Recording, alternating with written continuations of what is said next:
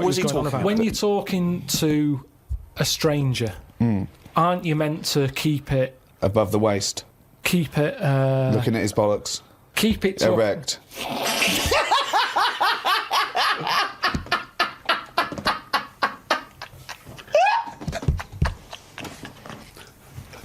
I made Karl laugh. If you get, I mean, I think I read that like a big chunk of ice fell off one of the ice. What do you call them? Caps. Ice caps. Something like that. I think they said it's the size of the Empire State Building or something. Right. It snapped off and went into the water, and it's melted. And they said, "Oh, it's bad news, you know, that something that size is melting." But the way I look at it, if something that size falls into the water, it's like a big ice cube, and it's gonna freeze it up again.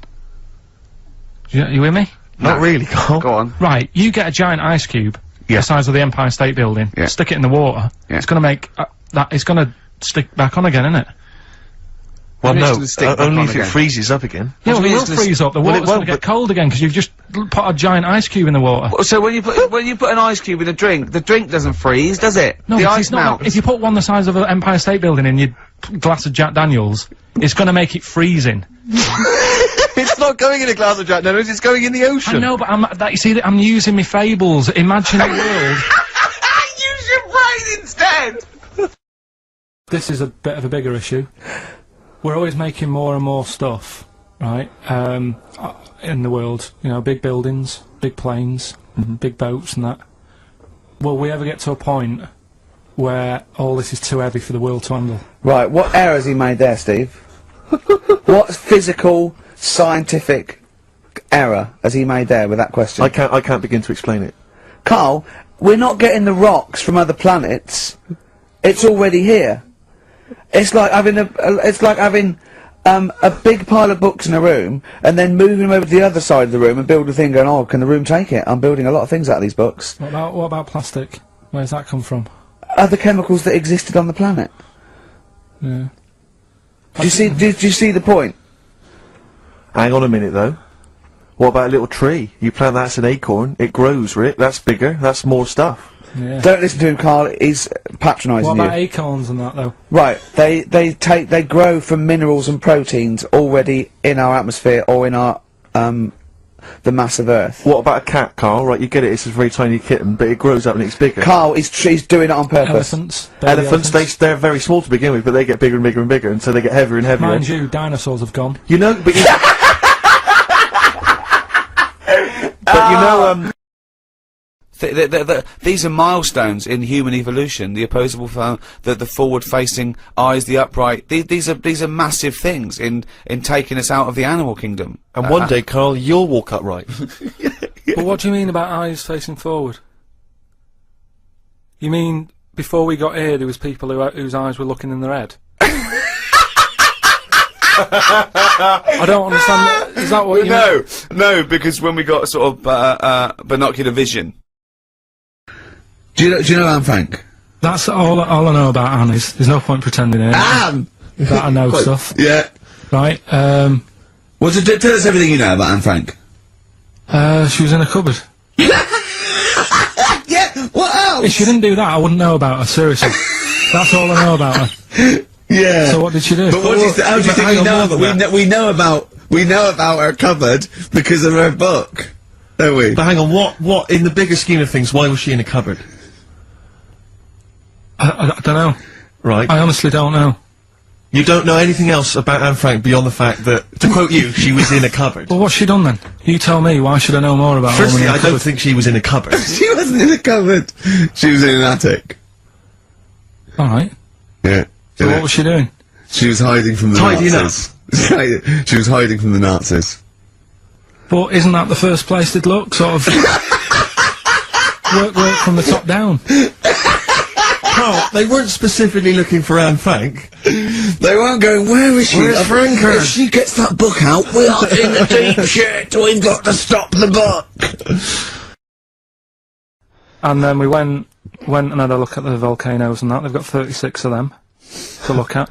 How many did you look at before you realised that pretty much, you've seen one volcano, you've seen them all? Probably about 6 or 7. Really? And then when you got to the 8th, you thought, no, I know what this is going to be, Suzanne. This is going to be like a mountain with a hole in the top. Yeah. Really? But it happened years ago as well. It's like, just keep a couple, fill the rest in, tidy it up. Fill the rest in! Yeah, no, Well, getting some builders. No, seriously though. Okay, 4 million tons of concrete, please. They're an absolute death trap. Yeah, what? Yeah. What do you mean, fill them in? Do you know what a volcano is?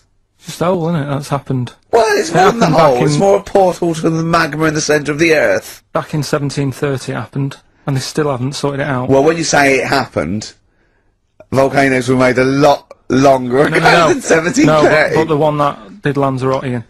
Right. Sort it out. What do you suggest? How tidy can it they up. fill it in? It's joined. It's all joined. No, but what I'm and saying is, it was the a- big it was- plates of the Earth are all joined. It All was the a disaster, magma's wasn't it? joined. With the trade centre thing, that happened. They cleaned it up, sorted it out, they've moved on. That's what I'm saying. Whereas Lanzarote have just gone, leave it. It happened back in 1730. You misunderstand me.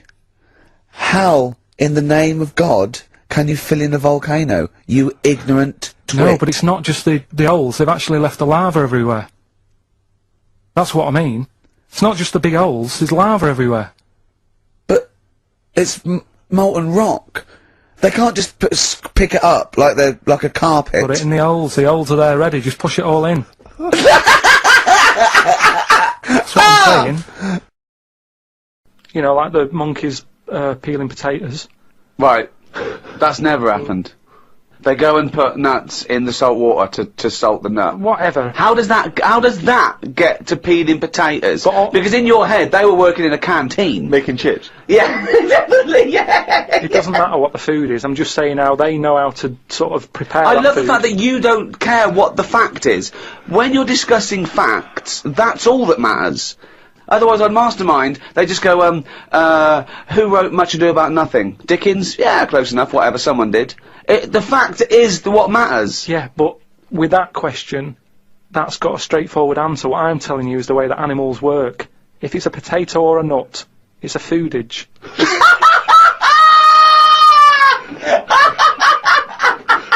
And once again, I return you to my question as before. What's your point? What point were you making? It's either a chimpanzee with a typewriter with an infinite amount of time.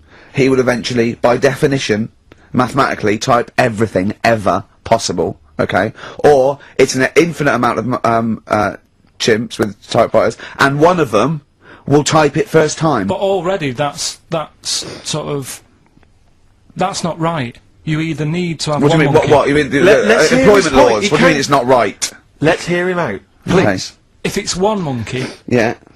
with a typewriter that's got loads of ink in it and that, right? At least it knows what it's done in the past. Don't. It's not. Keep going. Cry. If you've got a load of monkeys, it's like if you have too many. What's that saying about too many chefs? Too many spoil- chimps spoil the soup.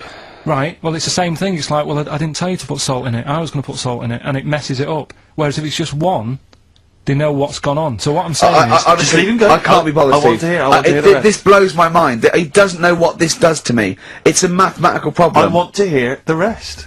well, it's just I just don't think it will happen. What do you mean you don't think it'll happen? Infinity works it out for you by definition. But not Shakespeare. Oh! Shut up, you idiot! Rick, do you know what he said to me? I said to him, I explained it to him, I said, God. you've got an infinite number of monkeys, infinite number of typewriters, they will type the complete works of Shakespeare. He said, have they read Shakespeare? You're an idiot! Play a I said record, no. 'cause I'm not having this They're not doing conversation. When are the exams? June? Something like that, yeah. We'll try and register next week, and I reckon you can get an A or B. I'm history. busy. I'm In busy. history. No, don't worry about it, it's just easy. You get your Brody's notes. If Heat magazine, they love you, Carl. They could probably sort something out. They could probably pay for a tutor. They got a lot of money, they sell a lot of magazines. I mean, it is always, almost always, and you found that out, I discovered this, it's always the Tudors and Stuarts. There's no fear for that, they're not coming up. Now, what do you already know about them? You must already know stuff about Henry VIII and Elizabeth. No, because it's too long ago to even get interested in. Do you know what I mean? You can't. Is that why you relate didn't- to it. Okay. The Anderson thing, it was like, God, you know, I bet my mum and dad were in an Anderson shelter. You know, this is interesting. What, when they... Oh, my granddad would have like had something to do with this. But the Tudors, it's like I don't know even if they had a family back then. Play a record! Is that the answer? Just cavemen in front of dinosaurs and that. They sort of went, oh. And then... Well, it wasn't cavemen in front of dinosaurs, was it? Because cavemen weren't alive when dinosaurs were alive. There was a couple knocking about. Right, okay, fair enough. There was a crossover point, surely. Not dinosaurs like you're 15 thinking of. million. Was the, probably the Ice Age. There were still big I reptiles. think it's fairly common knowledge that the dinosaurs did not exist. Well, who gave the dinosaurs the name? Well, no. Well, no. Who gave the dinosaurs the names? He's Hang on. Here's something I've learnt, remember? Go on. Back to, like, show 4 or whatever. Go on. What is it? What? The flea can jump over the London Eye? No! No, it can jump the equivalent of if it was a 6-foot man. It can jump about 6 inches high. A flea cannot jump over the London Eye. Yes, it can. Yeah, it can. And Tell your kids that. Carl. remember. Oh, a flea can jump over the London Eye. And an ant can lift 3 Volvos.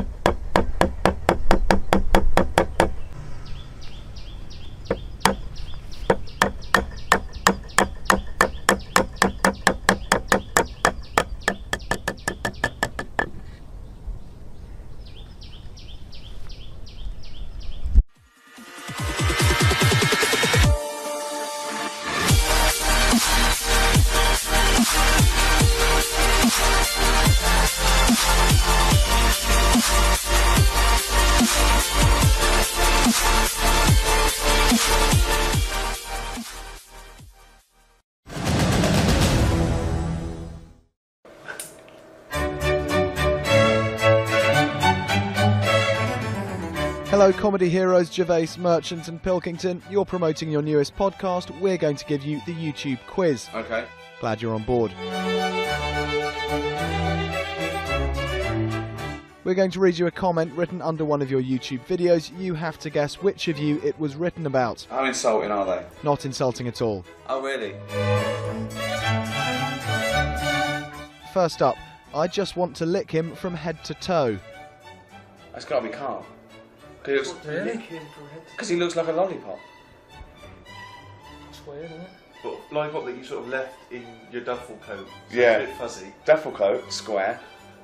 Toe to head would be the way you go, wouldn't it? I don't think it matters which It's just way. a weird way round of doing things. So when you look a man from top to bottom, or you start at the feet and then go all the way up. I think so. It's awkward. It's awkward otherwise, isn't it? Why? Awkward for the person who's been licked. Why? What difference It does it just make? is. It's just an odd order to do it in. That's all I Start with the thought. head. Well, you start No, with the toes. toe to head. Yeah, but if you start with the toes and end with the head, he's getting toe juice on his face.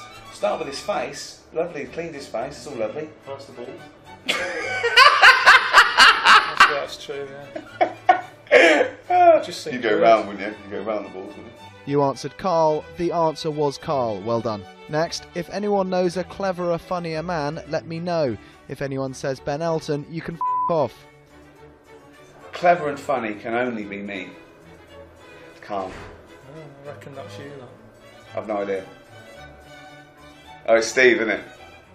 It deserves to be me. Does it? Go on, do it. You all went different ways, but Ricky, you were right when you said Ricky. Oh, that's preposterous. Yeah. No, if they said fat, I'd have understood it. Old and fat. That would have been the giveaway, wouldn't it? Question 3. I would go gay for who? What? I would go gay for Ben. Well, I don't know. It's not me. It's definitely not me. It's not Karl and Steve like that. Steve's got to get a look in here for that. These little gay fellas love him, I think. I think they do. They like a big lad. Yeah, and he is a big lad. I would go gay for To Steve, be I would honest, go gay for I Karl. hope it is you. I don't want him. If Why? they're watching this, whoever wrote that is watching this. Well, I'm not interested. Why? You just said which way round you lick a man. No, I'm not doing the licking. They're doing the licking. I don't want to lick a man from toe to head. But you're happy for a man to lick you. No, I'm just saying if it had to happen, if there was a scenario. I What don't know scenario when would that be? I don't know. Prison. Yeah. A really weird gambling debt. Discount on that carpet. I think it's Steve. Steve. You say Steve. The answer is Steve. And finally, every time I listen to him speak, I laugh so hard I can barely breathe. That's calm. No doubt about it. I think I wrote that.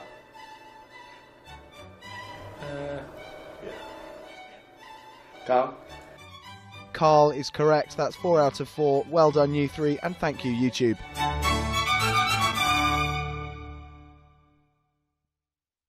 I mean, I think you should probably get the top of the head if you want to come in. You don't need that, I'd say.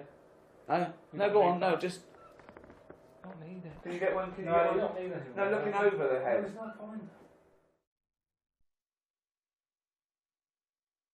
Guys, it is a pleasure to be seated here with Kings of Podcast. That's not saying much, though, is it? Kings of podcasts. Yeah. It's not like the Kings of Leon. No. Now that would be cool. Or the King of France. Yeah, he's even better. Oh, it'd be great, wouldn't it? The King of France. Now, what's he like now? Is he still around? I don't know. Oh, they beheaded him, didn't they? Really? Yeah. That wouldn't be good then. Kings of podcasts is the best, isn't it? Audiobooks.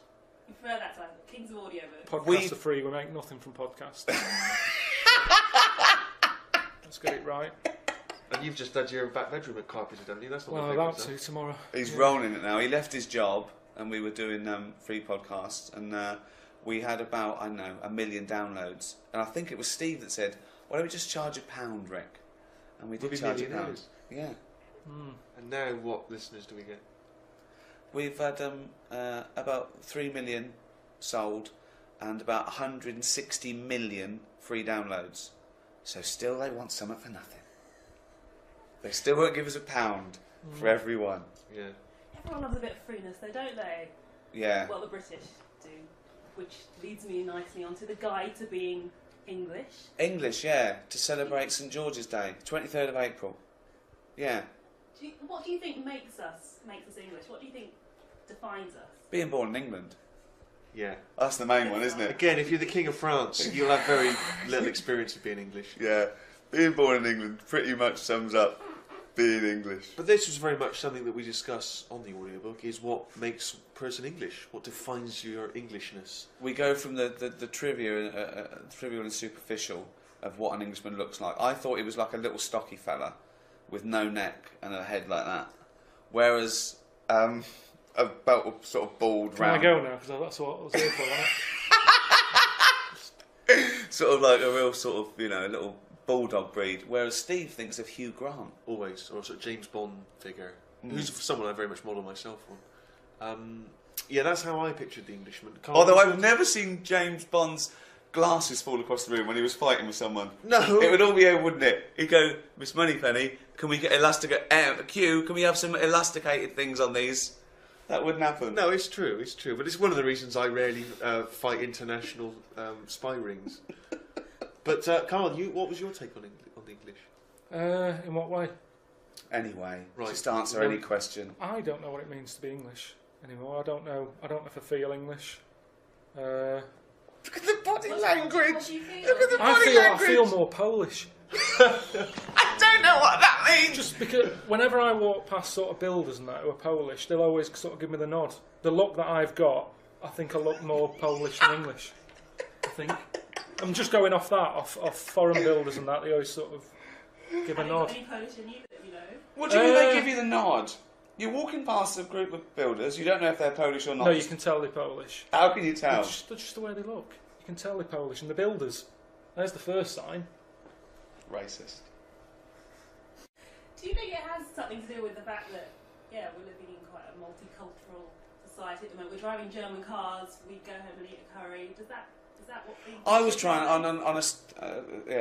taking it more seriously, I was trying to think what is peculiar to the English, and I couldn't. I mean, all the outside sort of stereotypes, and it's difficult to point the finger at yourself. And there's things like, you know, fair play, and that sort of works. I think there's a sort of sense of fair play. We were discussing on the audiobook that when the crossbow was brought in, it was considered unchristian. English soldiers wouldn't use it because it was cheating, it was too easy. And I like that. And when Wimbledon first started, it was considered ungentlemanly to practice. And then sort of foreign players came over and went, well, no, we'll just practice and win. But I don't even know if that's true. I can't think what is peculiar. Moaning, whinging about everything, whinging about England. But the nice thing about England is, you know, it is a country where you can celebrate the fact that you can whinge. And, you know... And talking of whinging, this guy's an absolute king. Absolutely. Never mind King of podcast. King of the moaners. He whinges about... I don't think he's happy unless he's whinging about something. I call him up every day and say, Karl, he's moaning about something. What happened today? These were late. Yeah, absolutely, yeah. Yeah, why were you late? Rubbish excuse, just, caught the train. There's always traffic. There's always get set out earlier. Blaming is another English thing. Yeah. Blaming the transport then. Yeah, always exactly. passing the buck. Always. Yeah, exactly. And they never just say it's my fault. I had a lie in. I mean, they had yesterday off. It was a bank holiday. You should have been up earlier today, if anything. You should have been full of energy. What are you going to be like tomorrow? And this is the problem with the country. Never do anything Friday with these. Unbelievable. Forget it. Yeah. But aside from that, what's annoyed you today? Itchy eye? Nothing's been sort of annoying me today, really. It's been You're alright. in a really good mood, are you? Well, for me, this is all right. Yeah. Look. That's excited. That's Show excited. the happy face. Yeah, I'm happy now. But that's fine, isn't it? I think if people are always really happy, they're going to get more depressed than me at some point. I think I'm easily pleased, which is a better thing to be, isn't it? Yeah. Well, okay. What gave you pleasure? See, that's the new thing, isn't it? Now it's like people are whinging. People are going, oh, I'm fed up. Oh, I'm alienated. I'm addicted. I'm depressed. Olden days, people would lose a leg and go, here, grow back. They just got on with it. Do you know what I mean? In the olden days, they dragged themselves to the coal mine. My dad used to get up at 5:30 every day, without fail, all his life to work on a building site. Yeah. He wasn't going, oh, I'm slightly depressed. Move the bricks. All right. It was all over. that's the problem, isn't it? We don't have enough bad news now. So it's that moan gene that I've told you about in the head. The moan gene! It needs to be filled up with something. And years ago, they had something proper to moan about. Whereas today, they don't. Yeah, when you're being bombed or something, Yeah. yeah, you can moan. But That's they it. didn't. They went, it's alright. Let's hang out the washing. Give me that Siegfried line. Let's hang out some washing. But the news is full of bad news. What are you talking about? You don't watch the news, you said. Well, I'd see bits of it. What's happened in the world? What's happened in the world this week? Apart from the Ricky Gervais Guide to the English, available now from iTunes. #1 selling audiobook in the world, ever. Now that's what I call rubbish. It is all a bit grim, the news, but we've made it that way because we like moaning. That's what I'm saying to you. Yeah, the has news got is to be- entertainment now, absolutely. Years ago, you always ended with a happy story with a cat in a tree or something. That doesn't happen That's anymore. not a happy story, though. A cat in a tree. Getting it down is the happy story. A cat in a tree is really sad. A cat's in a tree. It's alright. This fireman. He's got it down That's for not you. enough. He's It's a not big enough. hunk. He's a big hunk of a fireman. He's taken his shirt off. It was a hot day. He comes down with his helmet on, the muscles, and he gives you a little kitten back. What do? How do you thank him? Just go, thanks, mate. Yeah, just go, cheers for that. Cheers, mate. Yeah. Well, he's a good-looking fireman. He's a good-looking fireman. He's a hero. Got his shirt off. He's sweating. He's got your little kitten. Be happy. Would you pose for a picture with him? If he was a fireman, like a little kitten like that. Well, I'd say Kiss the kitten. Well, pop your top on. Don't understand. But the Sun would love that. Wouldn't it? The newspaper, they love all that. Yeah. Oh. But there's a lot of English- depressing stuff with the credit crunch and that. People losing their jobs. Doesn't affect me, that. Doesn't Credit affect you, crunch that. can't be affecting any of you guys. I've never wasted money though. I always spend money on stuff that I need. I don't just sort of go, hey, chuck it about. If you need something, you buy it. And even if you sort of skint, but you need it, so you've got to buy it. Don't know what that means. Also, So though, if you need, I only buy things I need. yeah, So the credit crunch doesn't affect combs, me. hair dryers, clippers. It always comes back shampoo. to the head. Always comes back to the head. Well, it is fascinating. It is People aren't fascinating. listening. This is the reason we have to do audio. Can we because get- people aren't listening. Can to we us, get they're a just looking at the square-on head. shot of that head? Because you can't actually see the ears from the front. It should be perfectly round and no ears. I don't just. Yeah, I think she's got it. Do you ever tire of these like winding off about your head? Yeah. Ages ago. That's old news. I'm bored of my head being talked about. This is old news. They were late. But get back on the Englishness. Well, we haven't given him anything. There's nothing here remotely interesting or insightful or educational. What is it to be English? All we've got is, it's a stocky fellow with a bald head who whinges. Well, here's the question. This is going to be dynamite. No. No, I know. This is like Plato. Go on. I know it's going to be Is, good. is being English a burden? What does that mean? Yeah. Just because it's one of the... They say it's one of the most... Are we difficult- the most hated nation on earth? No. No, I don't think we are. No? No, it's the Americans. Isn't it? We're second, then, are we? Oh, we always do so rubbish at Eurovision. Yeah, I suppose so. What, Eurovision Song Contest? Yeah. I don't think you're meant to take that too seriously. I think the embarrassing thing When is... you've got people up there singing Boom Bang a Bang, it's not to be... I don't think it's a barometer of doing well in the global market. I think the problem is now that whereas England, for good or bad, was once it ruled much of the globe and a vast empire. At its now- peak, the empire was 4 times bigger than the Roman Empire. What do you think of that, Carl? Did we do anything though? When we had a lot of people, did we do anything? Because I think it's like a business. Yeah. When a company gets too big, you take on too many people, and then you've got places for people to hide. So even though you've got a lot of people turning up late for stuff, hiding, pretending they're doing stuff. Yeah. I'd say keep the empire small, but keep them all good. It's not about numbers. There's not power in numbers. There's lots of laziness in numbers. Small group. Red Hand Gang. They got everything done. The what? Famous Five. Musketeers. There's only 3. You don't need loads. D'Artagnan wasn't even one of them. Well, not an official musketeer. That annoyed me a little bit because he was the main one for me. D'Artagnan. 7 dwarfs. Got it all covered in 7. What did they get covered? No, they just had everything covered. If you wanted happy, you know, come here. Feel like moaning, get moany over. No, there wasn't a moaning. Well, what I don't know all the names. Grumpy. Grumpy. But I'm just saying to you, you got it covered in 7. Got it done in 7. Not have 10. Magnificent 7. You're doubling up. Yeah. Yeah, it's always. But I'm just saying, so the empire, it's not about the amount of people. You don't need loads of people. England's tiny. But we used to be good at something. I don't know what we're good at anymore. Good at war. We're always good at war. We don't do that anymore, do we? Well, we did. We've We've had a rubbish war at recently. stuff. We're not We good at invented the anything language. anymore. Yeah, And but it's a that's it. difficult language. It's one of the most difficult languages. Yes, but And because we're of English, we don't have to learn any other language. Because everyone else speaks English. So we can go abroad and just speak with our native I don't think tongue. it works like that. It's so complicated that we haven't moved on. Look at Germans. Apparently it's a really easy language to learn. They're brilliant at making cars and that now, because they're not still going, what's that word again? The amount of times I have to ask for a dictionary. Now, Germans, the language is really easy, so they can move on and carry on with stuff. Just get on with the car. Whereas we're messing about with language. It's complicated. It is the most complicated language. Look at the way, like, abroad, everyone learns 2 languages. Here, I haven't even learned ours properly yet. I'd go along with that. So that's what I'm saying. So how come other countries have got time to learn our language, but we haven't even learned ours yet? It's complicated. We made it way too complicated. Stephen Fry, he might as well be foreign, some of the stuff he says. I don't know what he's going on about. Just goes on with these words, and I think who knows what he's talking about? And we've done that. We've created that. We can't moan. We can't say bloody Germans have come up with that. We've created the longer words. So that's the problem with English. We make life difficult for ourselves. Thank you very much. Well, I want to ask you guys, has going to America, I mean, I remember when I lived in America, they had some really weird ideas about the English, like everything stops at 12 because we all have tea and we all meet the Queen. Has that kind of influenced your take on the English?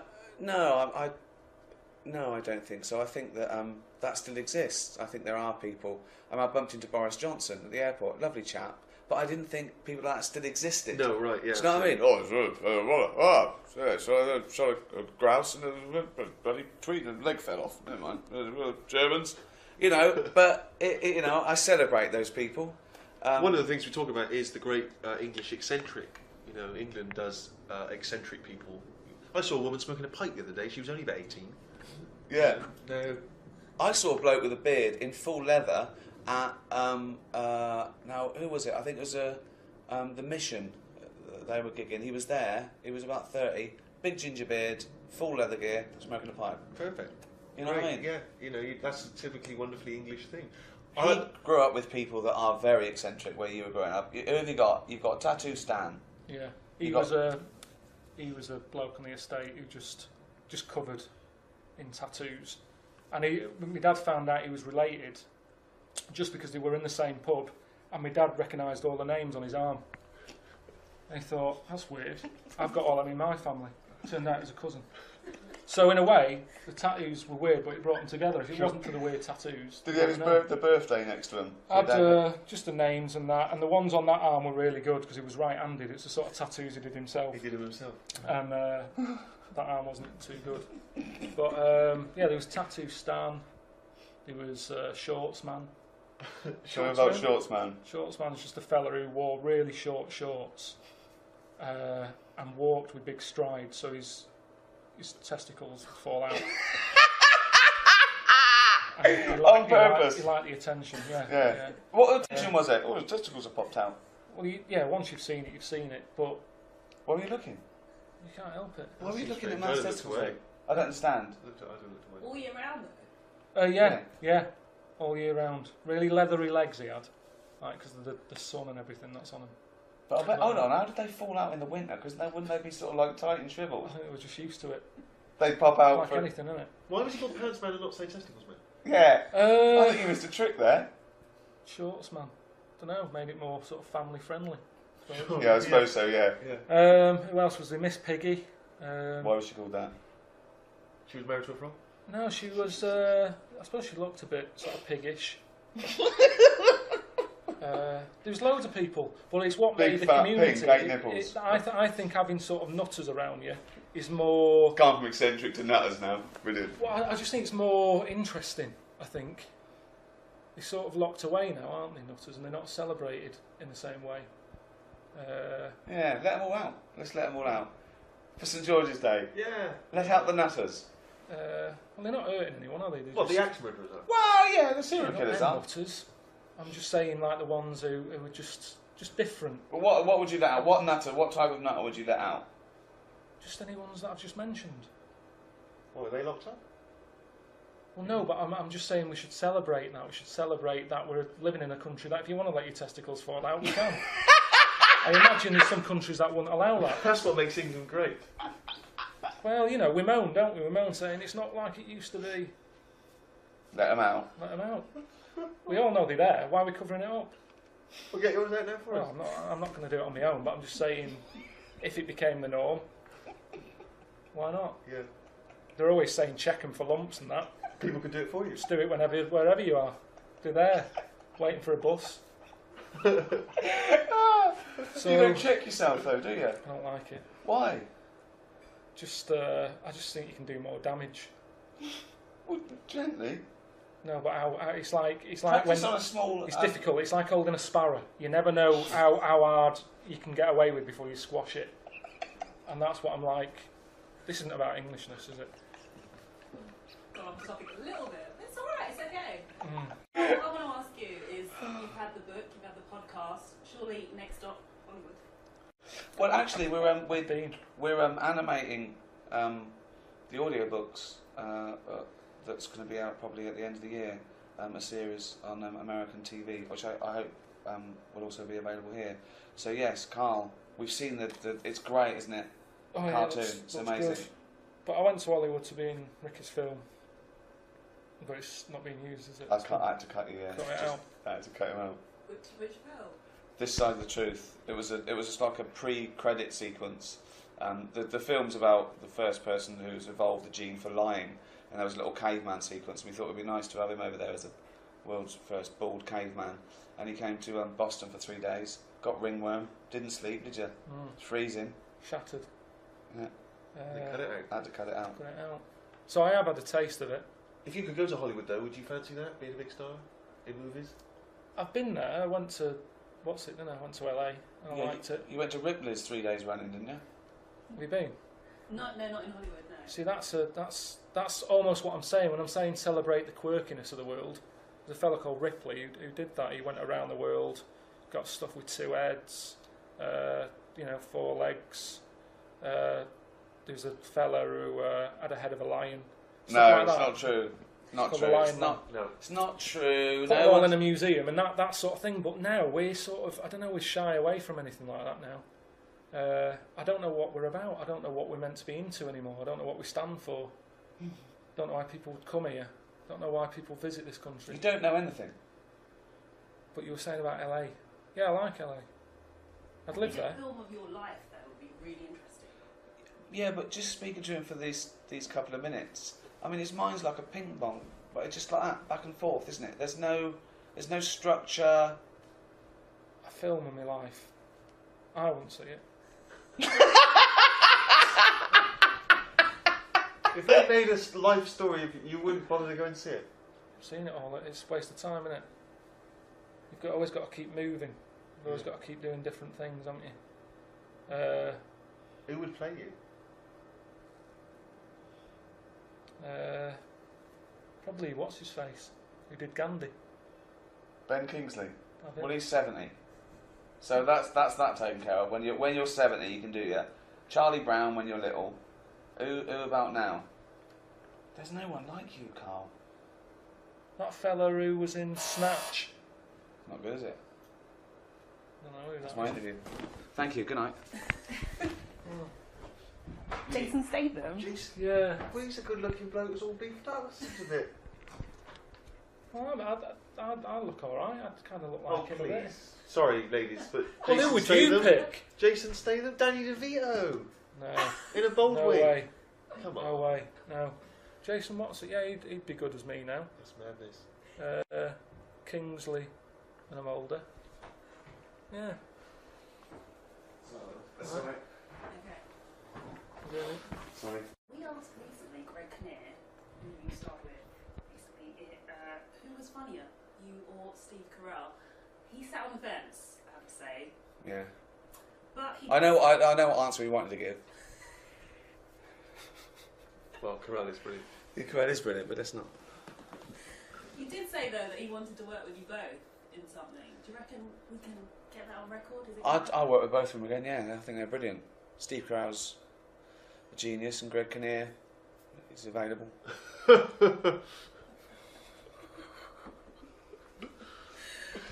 well, it's on record. You have to do it now. Yeah, fine. I think they're both great. Okay. Definitely. That's done, is it? That's done. You could arrange that. It's up to me. Yeah. Really? I'm the person in charge. Yeah. Set off earlier next time, though. If it's that easy, can you get me any work? Seriously, nothing is happening for me. I can get you a walk-on pup, but you might be cut out again. As long as it's paid, I'm not bothered. I'm not that fussed. What a bit of carpet fitting? Ask those blokes when they come to fit yours tomorrow. I told you, I think that's what my brain wants to do. It's into all that. It enjoys that more than anything else. Can you Doing speak DIY. Polish? No. Because you look like a Polish person. Yeah. That's why you're there.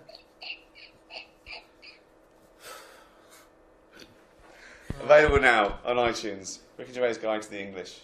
So you're going to get some top insights. Okay, and finally, I heard you say one thing that always makes you laugh is, or two things that always make you laugh. This guy. They're both his testicles.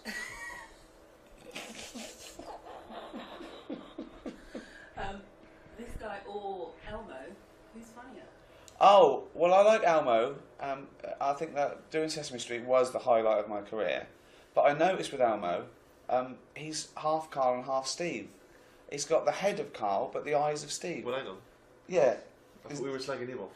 You know, we are slagging him off, but the totally round head and the bulgy eyes. What do you mean bulgy? What exactly do you mean by bulgy? What do you think of this? Carl, any comment? No. Why? Because he doesn't like it. He didn't understand it.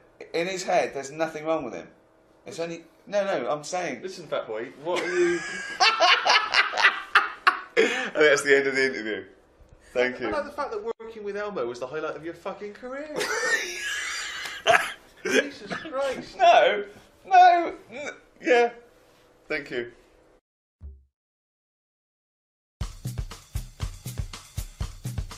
It is hard eating a knob. So what are you saying? You could... I'm saying, like, I could eat a knob at night. I could eat a knob at night. I could eat a knob at night. I could eat a knob at night. I could eat a knob at night. I could eat a knob at night. I could eat a knob at night. I could eat a knob at night. I could eat a knob at night. I could eat a knob at night.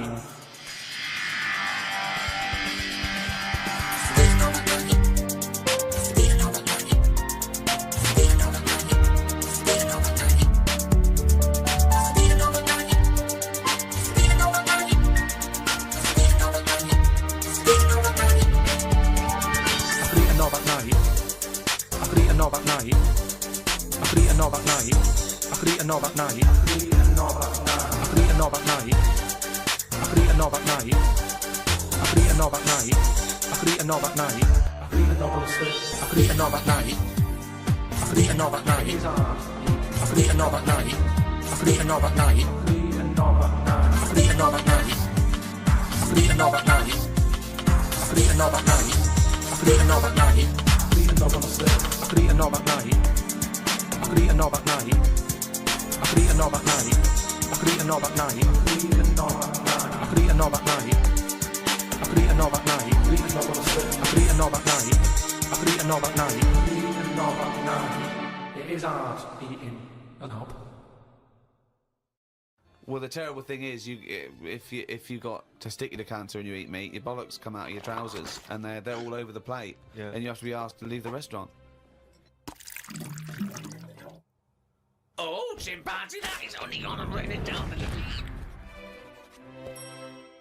That's the jingle for Karl's diary, excerpts of which we read each week.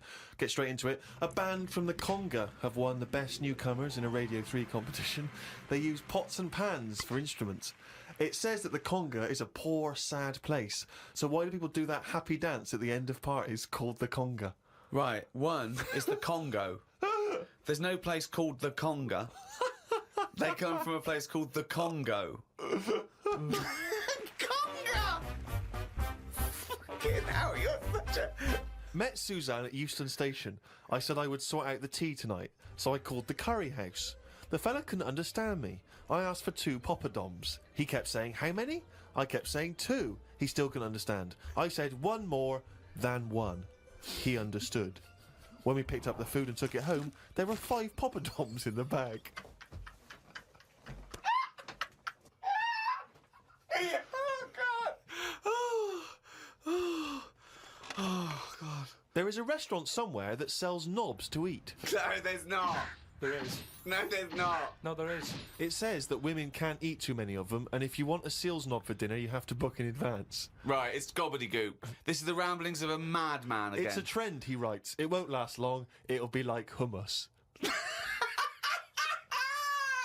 Called Ricky and asked what the difference is between the mind and the brain. Yeah, he did. That's a hell of a phone call to get. Unbelievable. Unbelievable. Ricky did explain, but I can't remember what he said. I wondered at what age you are when the mind kicks in. Okay. Ricky changed the subject and said there is an island called Spider Island. There's nothing but spiders on it. A bloke went to visit the island and said there was 1,000 types of spider in one tree. What do you think about that? What do you think of an island that's just full of spiders? I don't know, because you need spiders. I don't know what they do, but they say a world without spiders, like, wouldn't be good. But they sort of do something. There's something about if you did get rid of them all, it would have an effect. Well, of course it would. Get rid of anything, it'd have an effect. Not everything, though. Like I've said, you know, jellyfish and what have you. Well, no. It's 97% water or something. Yeah. So how much are they doing? Just give them another 3%, make them water. And that's more useful. Give them another 3% and make them water. Oh, God. Went into the gadget shop today. It's full of stuff that we don't need. Gadget used to be a good word that made you think of James Bond with all his gadgets. The best thing I could find in the shop was a clock that ran on potatoes. We are definitely going backwards. I agree. Well, who cares about that? A little electrical impulse, so what? Had a night out with old schoolmate. Found out about more of the other lads I went to school with.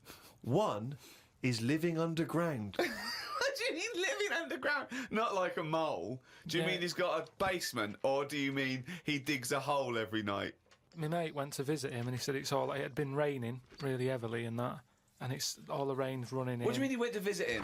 He went down here? What's that? That's an hole in the ground. Yeah, come in. He just said, oh, come round to us, and he's living underground. What do you mean he's living underground? He's happy down there. He said it was really muddy and what have you. He said he won't be going back to visit him. I believe this, though. I believe someone he went to school with now lives in a hole.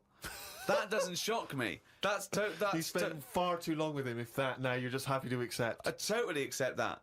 I'd be surprised if I walked round where he lived that there weren't more people living in holes. His dad wanted to throw his budgie on the fire. True. His budgie died, his dad said, let's throw it on the fire. I mean, his mum, what did your mum do?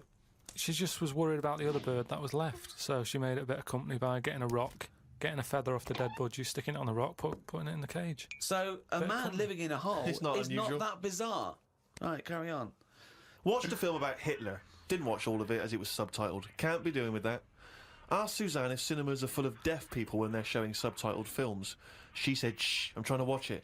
I said, what do you mean, shh? It's subtitled, I can make as much noise as I want. Yeah. She's a lucky, lucky woman. You must be a joy to watch a subtitled film. I mean, the concentration is up there already. It's not as easy as when you're hearing it, because you read things, but, it's possible. If you had a buffoon going, I'm just going to sit here and make as much noise as I want, what's the point of that? Yeah. Do that in a cinema. Just walk into a subtitled film and go, right, everybody, let's all do the Congo. We're having our bathroom done. The bathroom man was round at 9 this morning. We weren't allowed to use the shower because it all had to be bone dry before we could use his waterproof filler. Not that waterproof then. Went for a brew with Ricky. We talked about monkeys and how they are closer to humans than they are to apes, and how bees will drink cider to get off their heads.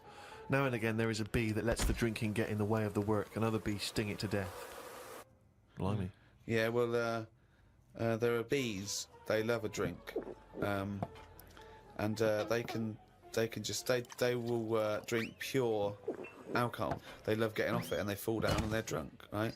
But some bees get addicted in the same sort of percentage as human addiction. Like 10% of bees, they can't get enough of it. They take ethanol, they take cider apples and that, and then when they get back to the hive, they go in a bit pissed, and they've got guard bees, and they go, "Come on, we've all had a drink." Bouncers. Yeah, they sort of are, right? And they push them away, and they push them away again. Then the next time they go, "Right, I've had enough," and they give it a good hiding.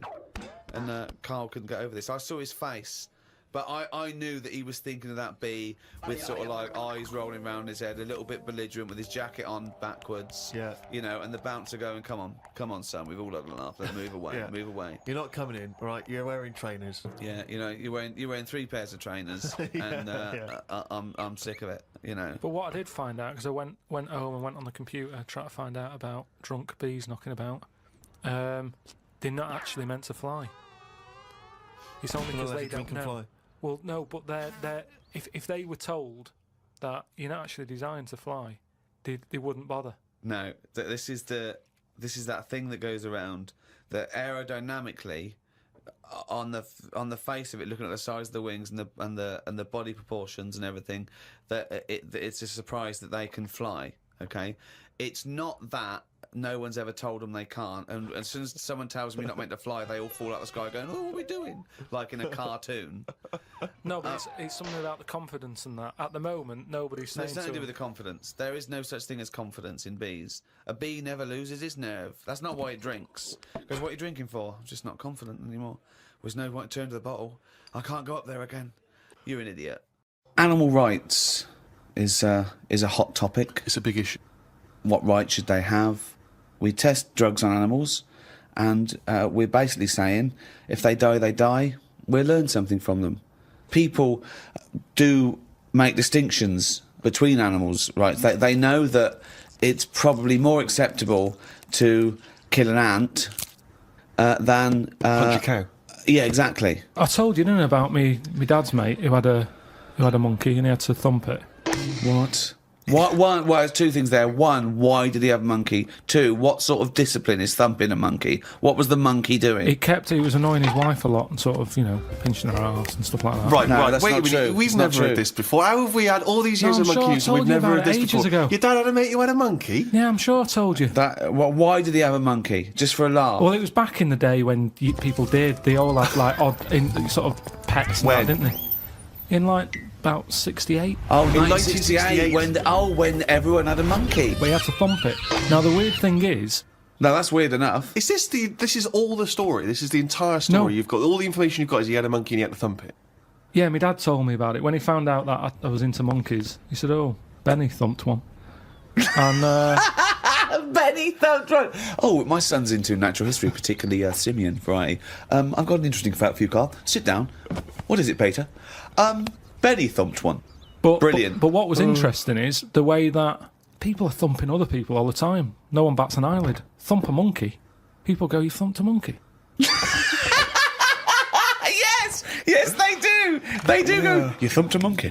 So that's what's weird, isn't it? But this chimp doesn't want to be caged and kept in a fucking council house in No, Manchester. it was quite happy. And if It he wants to wasn't live like a happy. human, I mean, in the 70s, there were all the teabag adverts and all that, and they were loving that. No, they and weren't people loving it. interfere. People go, "That's unfair." Now They- they're in like a cage in a zoo. You go, "It was better when I was pushing a piano up a stairs." They weren't really. They weren't actual delivery men. They weren't really sitting down and having a cup of tea. It wasn't a documentary. A week in the life of the monkey delivery men. I love that. Chimps in a zoo now going, okay, now at least we were free. Remember when we used to drive a van? And for a we were living? and we're on 58 quid a week. Yeah. They're not meant to be kept in a house in Manchester. Cruel to keep a person in a house in Manchester, so it's fucking cruel to keep a monkey. On TV. I just think there was a kid who grew up in our avenue, right, on the estate, who, when it was born, right, we kind of thought it's got no chance, this kid, because its man was a bit of a rumman. A rumman? Where's that? No, just like, she like going out and having a fag and like having a drink, and she's never at home. It's the one who had the horse in the house. Sure. Right? Which I don't want to go over. Sure. It's old news. It's out there, isn't it? If you want to find out about the horse in the house. But she had a kid, and everyone was pretty surprised when they saw it because it was a good-looking kid. Right? She was surprised because, like, you know, the man wasn't that good-looking, the dad was a bit rough. But it came out, and she was showing it around the avenue, going, "Look at this I've had." And she was chuffed with it because it's probably like one of the newest things she's ever had, because everything else was always sort of second down the what have you. But suddenly she's got this brand new little baby, right? Anyway, as it grew up, right, those looks went. Right. And I'm not talking getting old, I'm talking by the age of about 3.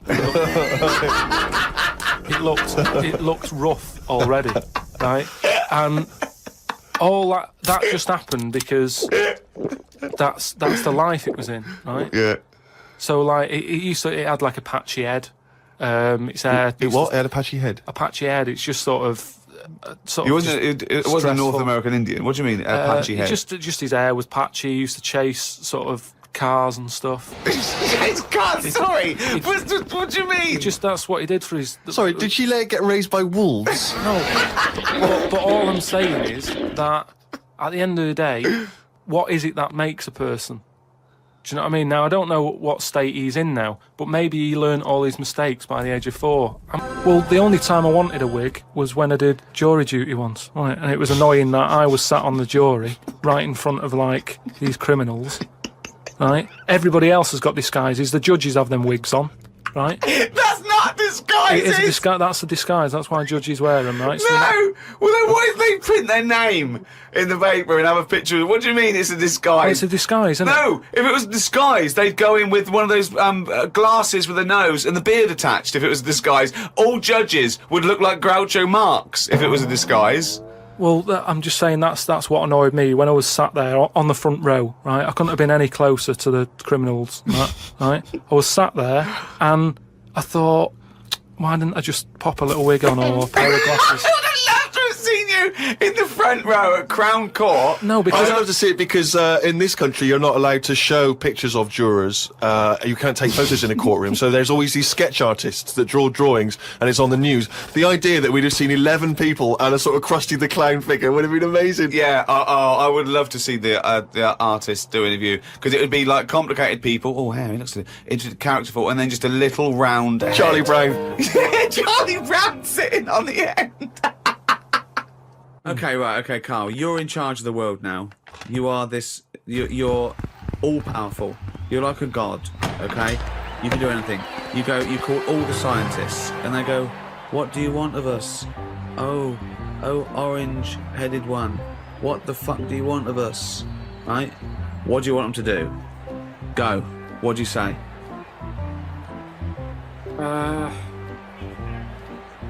Well, I want to come in and... How long have they been working on the Big Bang idea? Forget it. You've got every scientist. No, but I don't just want to come in and poo-poo that, because they're going to... Poo-poo. They've done a lot of research on Hold it. on, you wanted to stop a minute ago. Yeah, I know, but you don't just come in, guns a-blazing. I'd say, hello, You can do everyone. anything you want. Oh, go on then. Hello, everyone. Hello, Carl, leader.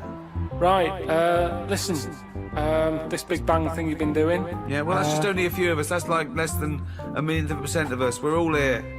Yeah? I've dropped AIDS research. I've dropped cancer research. Right, well, why have you dropped that? Who's told you to do that? Well, no, we knocked off. They said you wanted to tell us something. We're all here. Every scientist in the world Well, is listen, here. what research are you doing? Oh, well, I'm looking at what happens if you give Feminax to an owl. What happens?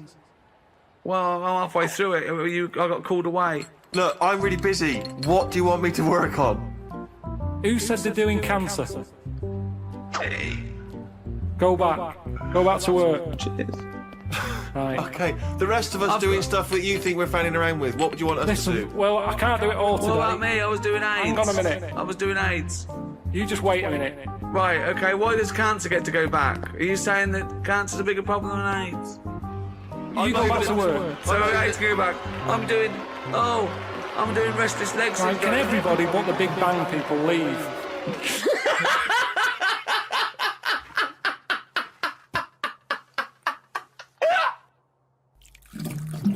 These words of wisdom will be inscribed on a wall of a museum one day. Proceed. I think trousers are going to be stopped being made. Just because Right. you see kids now, they've got pants around their ankles. They're going further and further down. So I think that's evolution, just getting rid of the trouser. Right. It's just dropping naturally. That's the evolution of the trouser, because it's dropping incrementally Well, you see now, you down can the see arse. kids' underpants, so they're just dropping. Yeah. I think they'll get to a point when they just don't bother wearing them anymore. Right. Prediction 1! Okay, That's an amazing one! They'll stop making trousers in the future. Good, Okay.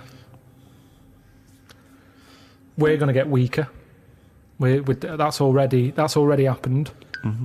They used to say, an apple a day keeps the doctor away. Now they're saying eat 5 fruits. Right. So we've definitely that's evidence. You can't argue with that. I'll probably put that first because the guy's right. What's number 2? So swap that round. Okay, that's number Give 1. him the pants second. Yep.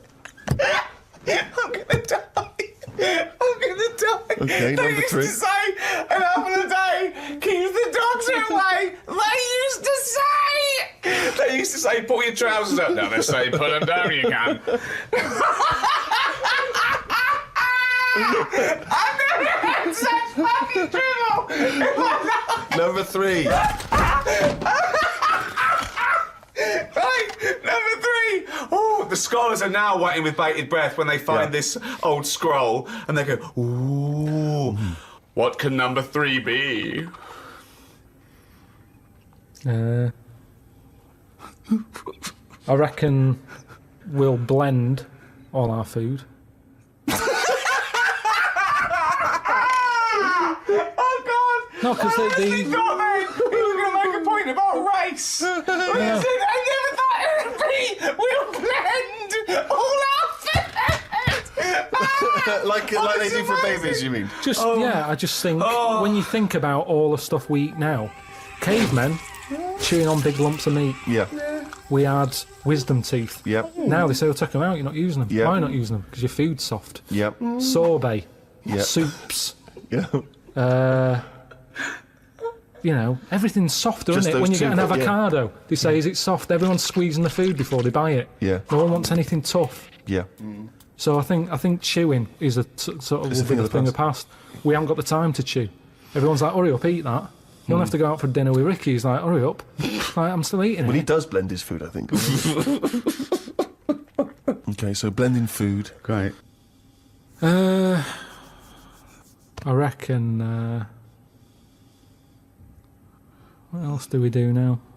So I've done teeth, done trousers. I've come up with this idea. It's sort of like glasses, but you can live wherever you want to live. What do you mean? Everything that's real, you're not looking at that anymore. This is really the future.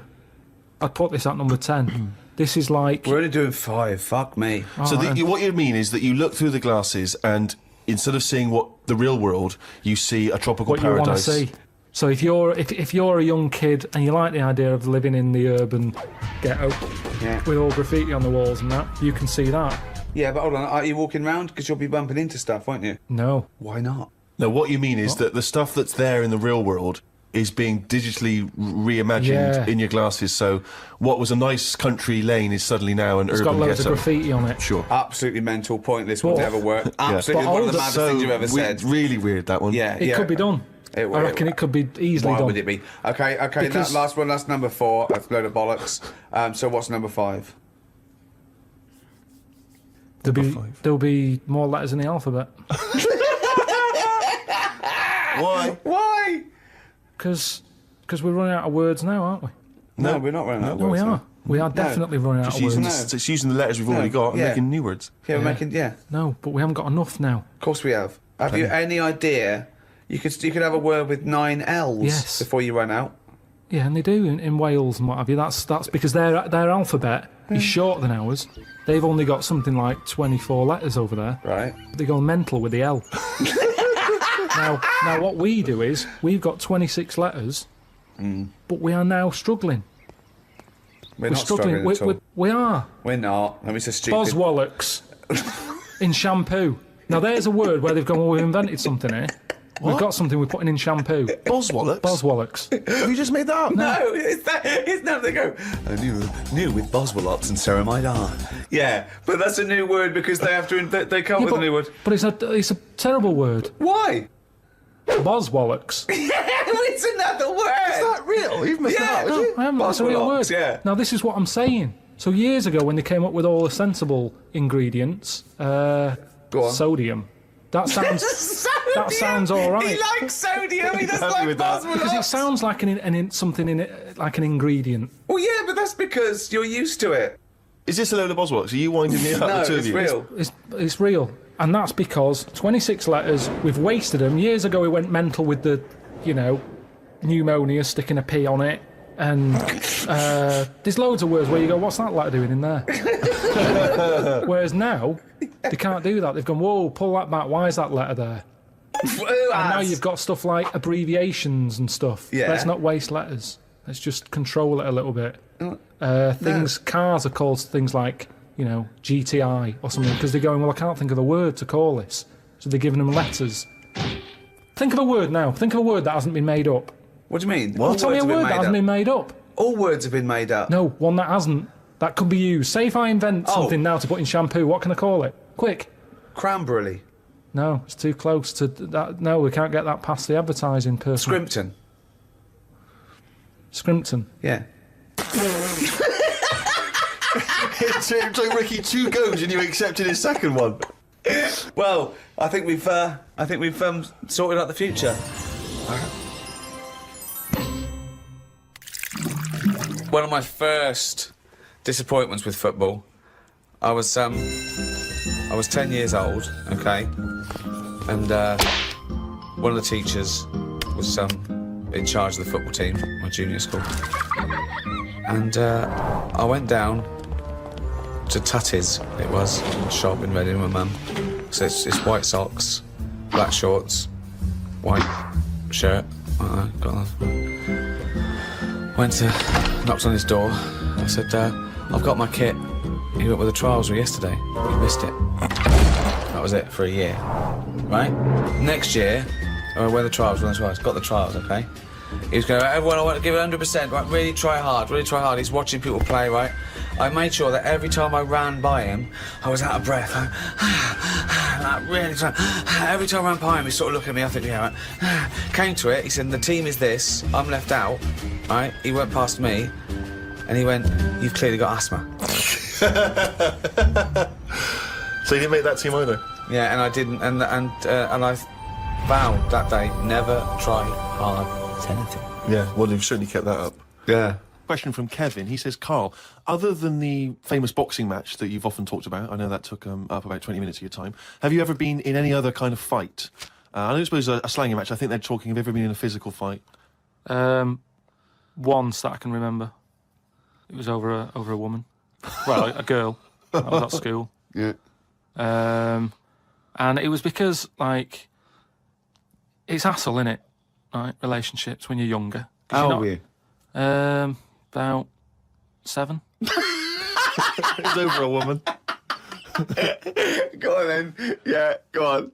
And there was this girl knocking about who, she was quite good looking, everybody liked. And my mate, he really liked her. And I didn't sort of ask her out on that, but she just sort of took a shine to me and stuff. Right?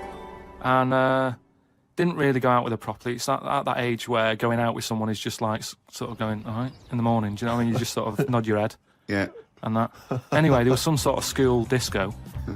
And they were playing Spin the Bottle or something. Right?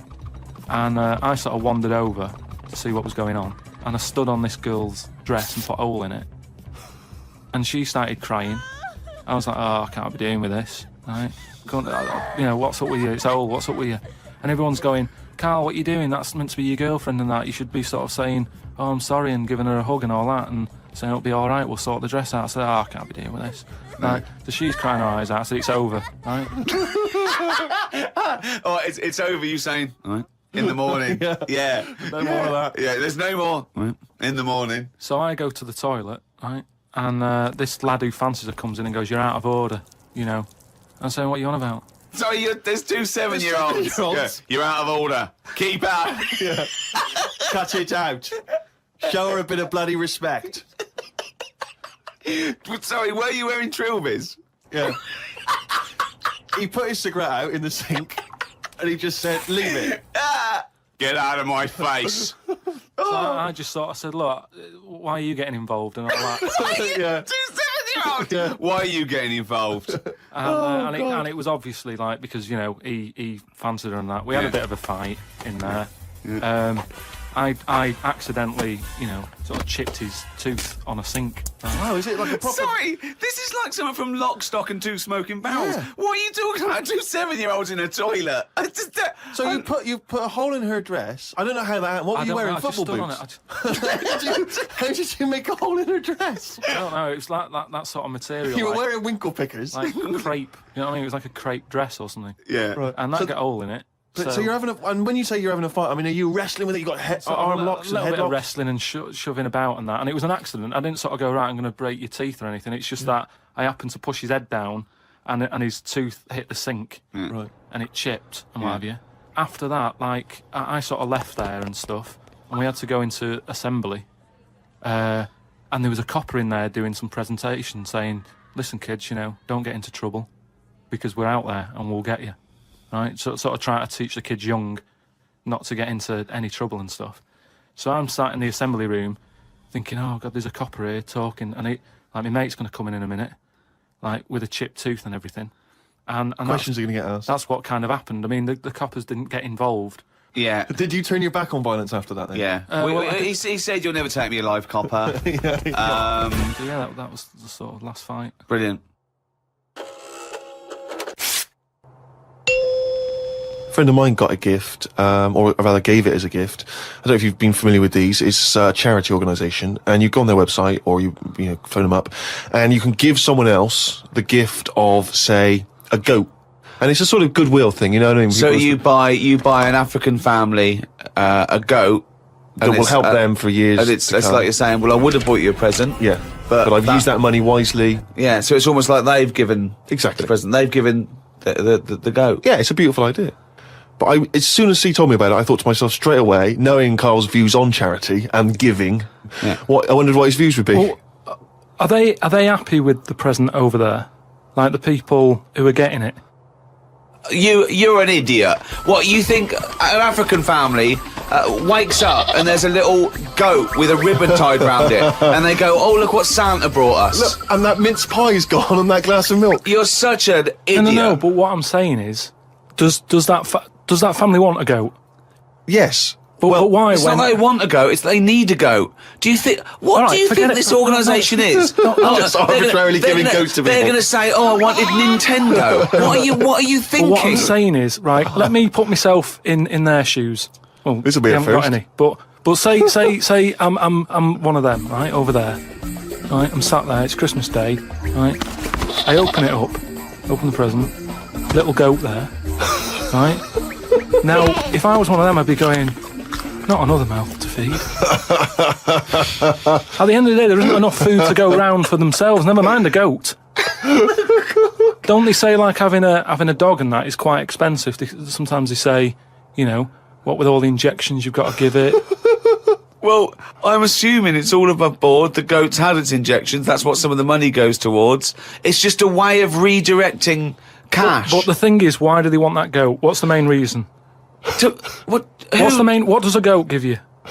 Milk. Right. Now, wouldn't it be easy to just send them a bottle of milk? Without all the hassle and the headaches that come with it. That's all I'm saying. And the other thing is, think about the goat. That was happy over here. Suddenly, it's on barren land. No grass. I'm gonna burst! What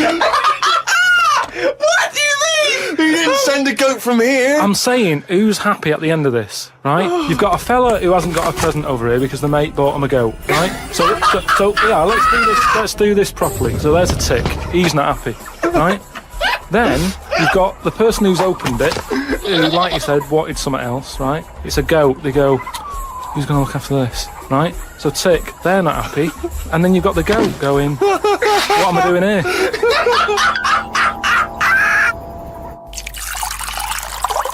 Rick, we've had an email here from a bloke. I think you're going to respect him, because I think you can tell straight away from his name that he's the kind of guy you'd want to hang out with. Go on. I know how much you love fun people. Yeah. Well, Paul, and he's calling himself this, Paul the Party Animal Parker. He's emailed in. He's given himself that moniker. Right, I assume they're in sort of like quote marks, They're are in, they? in speech marks, yeah. Paul Brilliant. the Party Animal Parker. And he's calling himself that. Yeah. That I can't wait. So when you picture him, what are you thinking? Millhouse. Right, okay. I think he looks like Millhouse from The Simpsons. Yeah. He's He's working in sort of an IT department, maybe? Yeah, for a large possibly. organisation? Oh, I think he might still be at school. Okay, right, yeah. Yeah, I think. And this is the vital question. Do you believe him to be a party animal? I believe him to be a party animal is as much as a man with a long scarf that his mum knitted him to look like Doctor Who can be a party animal, yes. Do you think that when people are organising parties at his school, they're thinking the first person they got to get on the list and make sure he's guaranteed as You've a got guest to take Paul the is party animal. Paul Parker. Because I bet he's got millions of affectations. I bet he wants to be known as the one that carries around a biscuit tin. Yeah. You know, he's got the scarf. He's the guy who only ever wears bowling shoes. It's his thing. It's his thing. He's a little bit kooky, it's his thing. And it is fairly interesting what he sent in. He's found this on the web. A Serbian man who has invented a sex machine for women. And he's appealing to Western women to test his device. It runs on a 390-volt electric engine, simulates sex, and has a 7.5-inch artificial penis. As soon as I read this, I was thinking, it's just imagining there going, oh, thanks for coming in, yeah, okay. So there's what's going to happen is there's a penis that's going to pop out from here, and it's going to have sex with you. I'm going to stand behind the machine. I've got to stand behind here. There's a lot of dials and stuff. I don't want to bore you with. Well, why do you have to stand behind it? Just I can't. It's technical stuff, but I got to be behind the machine. But there's no penis on the robot at the moment. It's just a hole. No, don't worry. What'll happen is I'll switch the machine on. I'll go behind, and then a penis will appear. Will it be like a metal-looking penis? It will be a robotic penis, but it will seem like it's a regular fleshy human penis. So you've made this sort of like robotic penis look really realistic. It's really realistic. You will not be able to tell the difference between, say, the robot one and mine, for instance. Okay, well, I don't want to see yours. No, there's absolutely not. Because I've not come around here to have sex with a person. I know, you've come around to test the machine. Yeah, and that is exactly what you're going to get. Okay, a piece of mechanical action.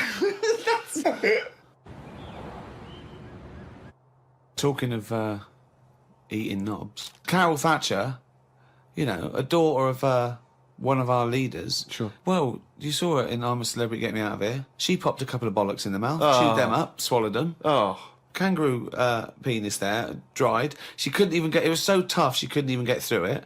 And then she, eventually she eats it. What was it, like a pepperoni? Yeah. And she. What do you think of that, Carl? What, eating that sort of stuff? Yeah. I watch it. I like those little trial bits, right? Yeah. But what I don't think people realise is, right, it is hard eating a little kangaroo knob. Right? Really? How do you know? No, it's just, you know, you think about it and you go, oh, couldn't do that, right? But what they never mention on the TV programme, which I think takes it to the next level, right, they're eating that at like 7:30 in the morning. Sure. Right. Which for is breakfast. worse, innit? Yeah. Do you know what I mean? If I was there and Ant and Dec said, right, Carl, eat the knob, I'd go, hang on a minute, it gives a few hours, let me get some rice and that on my belly and just sort of fill me up a little bit more. I'll pop back at about 6:30 this evening, Right. have it ready. And I'd be happier then. It's just that thing of, you know, you don't want to eat animal genitals on an empty stomach. So what are you saying? You could I'm saying like I could eat a knob at night, but just cut that there. We'll loop that. If any DJs are listening, just take that quote. I could eat a knob at night by Karl Pilkington. Maybe do a dance remix. Yeah, I think maybe you're sort of a house producer and you could maybe get some kind of high energy beat going, and then we could just send that out to some of the gay clubs. I'm sure it'd be really popular. Please, anyone send us, you know, that looped with a nice little, you know, funky house beat. Karl Pilkington saying I could eat a knob at night. But don't you see what I'm saying, though? The way the world... We've changed more than the world has. We can't handle anything now, can we? Look at it, like I say, a bit of snow, a bit of cold, everything comes to a standstill. Yeah. Oh, I can't go out, it's dangerous, you'll slip over, people having time off work. Yeah. What would you do, right? If you run a business, right, your business could go under, right? It snows a bit. You've got 10 employees, you're paying them well, and they go, I can't come in today, Carl. Bit icy. I'll do it, okay? Right, they're snowed in, right? You're running the business. What are you running? It's a let's not. Don't- I'm not don't going to you- big myself up. It's just it's a don't you run factory. but It's doesn't it make U-bends. bells I that make knock? no Doesn't it? U-bends. Yeah. U-bends for Toilet. So yeah. you run a. Okay, right. Okay. It's a plumbing So type. plumbing. You pay them all right, don't you? I'd say most of them are on above average. So you're there. What time do you get in? About 8:45. 8:45. Waiting for them to come in at 9. Yeah. Yeah. Okay. Right. It's snowing. It's a bit snowy. You got there. Took you a bit while. You'd set off early, did you? Or? Gave myself a bit more time because I had to put the heating on the car. Okay. Ring, ring, ring, ring. Hello, KP Plumbing. Oh, is that Miss Pilkington? Yeah, it is. Yeah, who's that? Oh, it's Sheila. Listen. Sheila, shouldn't you be here by now? Yeah, no. I was going to set off. We'll set off now. Stop wasting time. We've got a big order on. No, I know. We're all on a bonus here if we get this done. I'll see you in 10 minutes, shall I? I can't make it. What? I can't make it. Why not? The car won't start and it's slippy on the drive. I just can't get out. Get the transport. I'll see you in. I'll give you 20 minutes. All right? Don't worry about it. Thanks for calling. I'll see you in a bit. I'm also scared of the ice. I'm scared of the ice. I'm not gonna come in today. It's dangerous. So what are you going to do? Well, I'm gonna wait until the ice and snow goes away, and then I'm gonna come But in. they're predicting it's going to be about 2 weeks before they Yeah, clear all this. I can't really travel in this. It's a bit dangerous. Well, I'll tell you what. You stay at home. I'll replace you because I need someone to come in. What, with you're a big firing order. me because I can't get into work with this. Well, I got into work, Sheila. Yeah, I know, but I mean, you don't live with me, do you? If you did live with me, then No, but you'd probably it was see bad. how... It was bad where I was as well. Yeah, I'm here. but do you know how bad it is here? When you come round and have a look how bad it is here, no, you drive I'm my... not coming Tell you round what, here. you come round and drive my fucking car because I'm snowed in, you fucking calling me a cunt. And I'll tell you, if you fire me, I'll take you to a tribunal, you bald-headed wanker. Right, you're fired anyway for that. You're in fucking trouble then. Right then, see ya. Right, and then Right. she's done with. She's weak anyway. Ring, ring. Ring, ring. KP Plumbing. Hiya, is that, Miss Pilkington? Yeah, it is. Yeah. Hi, it's Bob here. Bob. Yeah, bit of trouble. In my area, it's absolutely snowing. It's possible no one's getting out. I live near Sheila. Bob, by the way. listen. Yeah, well, Sheila's just been on. She's saying she can't get in either. She can't. I've just seen her out there trying to dig her car out, and she's hurt her back. She's really tried hard to get to work, but she can't do it because she's not very rich and her car doesn't work. She hasn't got the right tyres, and there's no public transport. They've cancelled those. Wrong snow on this country. I'm not going to make it in today, son. So I'll see you tomorrow, right, boy?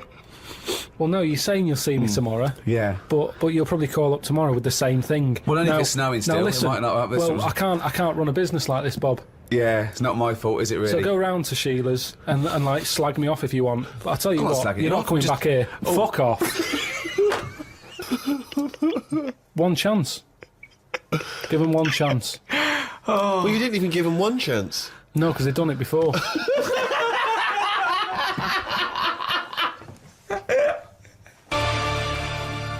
You've done TV.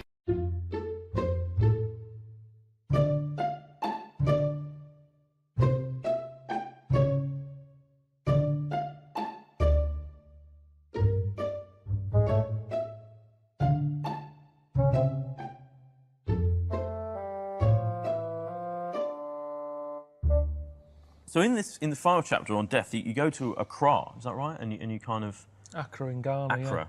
And this woman's died, this kind of local figure. Over there, death is like the biggest bit of your life. It's almost like you spend more money on your funeral than anything else in your life, more than your wedding, more than you sending your kids to school and everything.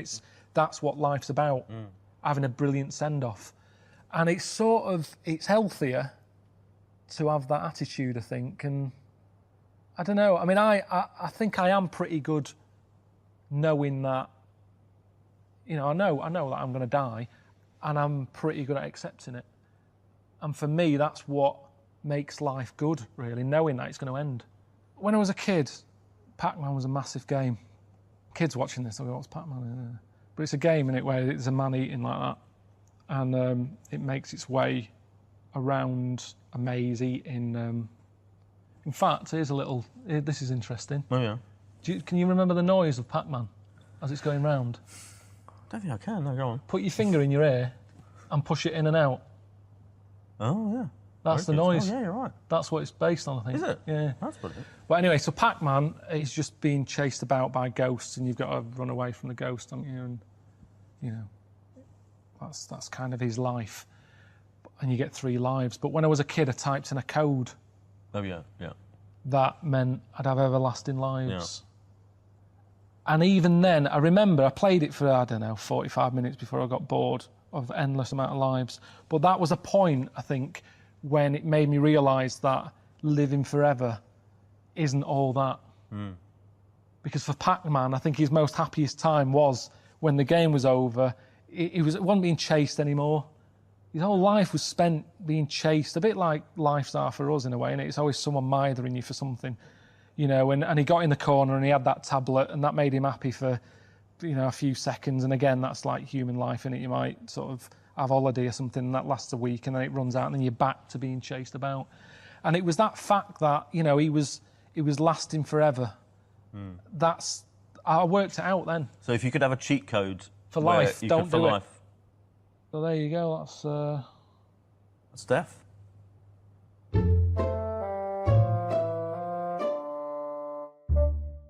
know, I'm really house proud. Yeah. If you come round, if I ever said come round, I say, oh, can you take your shoes off? Yeah, are you one of those? Yeah. Yeah. Straight away. Shoes off. No matter who it is. Really? Yeah, the gas man, he hates it. I bet.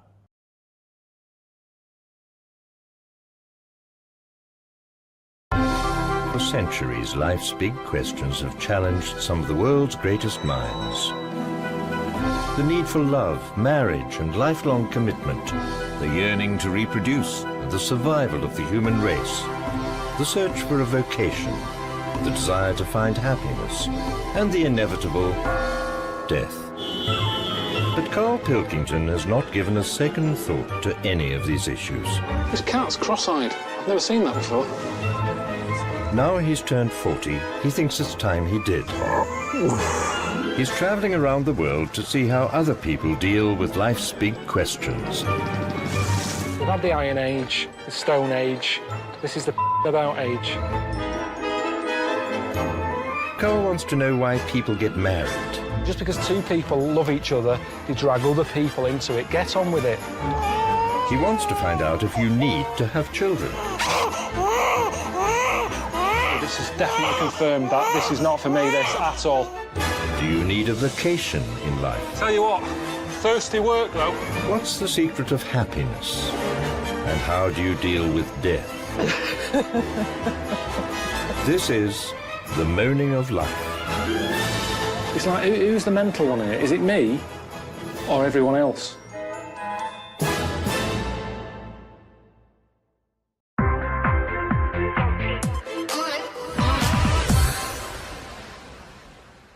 I'm about to embark on my travels with Mr. Karl Pilkington for the short way round. Warwick Davis talking about his latest project, a travel show with an idiot abroad star, Karl Pilkington. It's going to be interesting, I think would be a word to describe that. I don't know what I'm getting into yet. Well, if the rumours that have been circulating for months are to be believed, it's thought Karl's going to be on a bike with Warwick in the basket, but the actor refused to give away any more details. What he would confirm is more of Life's Too Short with Ricky Gervais. We're writing a special at the moment for, I think probably for early next year. So a Life Too Short special. I can't tell you, it's terrific though. I can't tell you, but it's really, really great. Yeah. Oh, Warwick, if you insist on being so secretive, no wonder the internet's rife with bike basket riding rumours.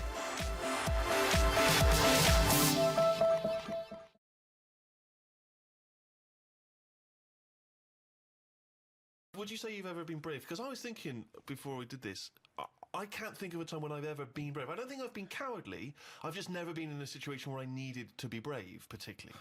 I've always managed to avoid fights, conflicts. Yeah. See, when I was in Salford, I'd nipped to Greggs to get a pasty.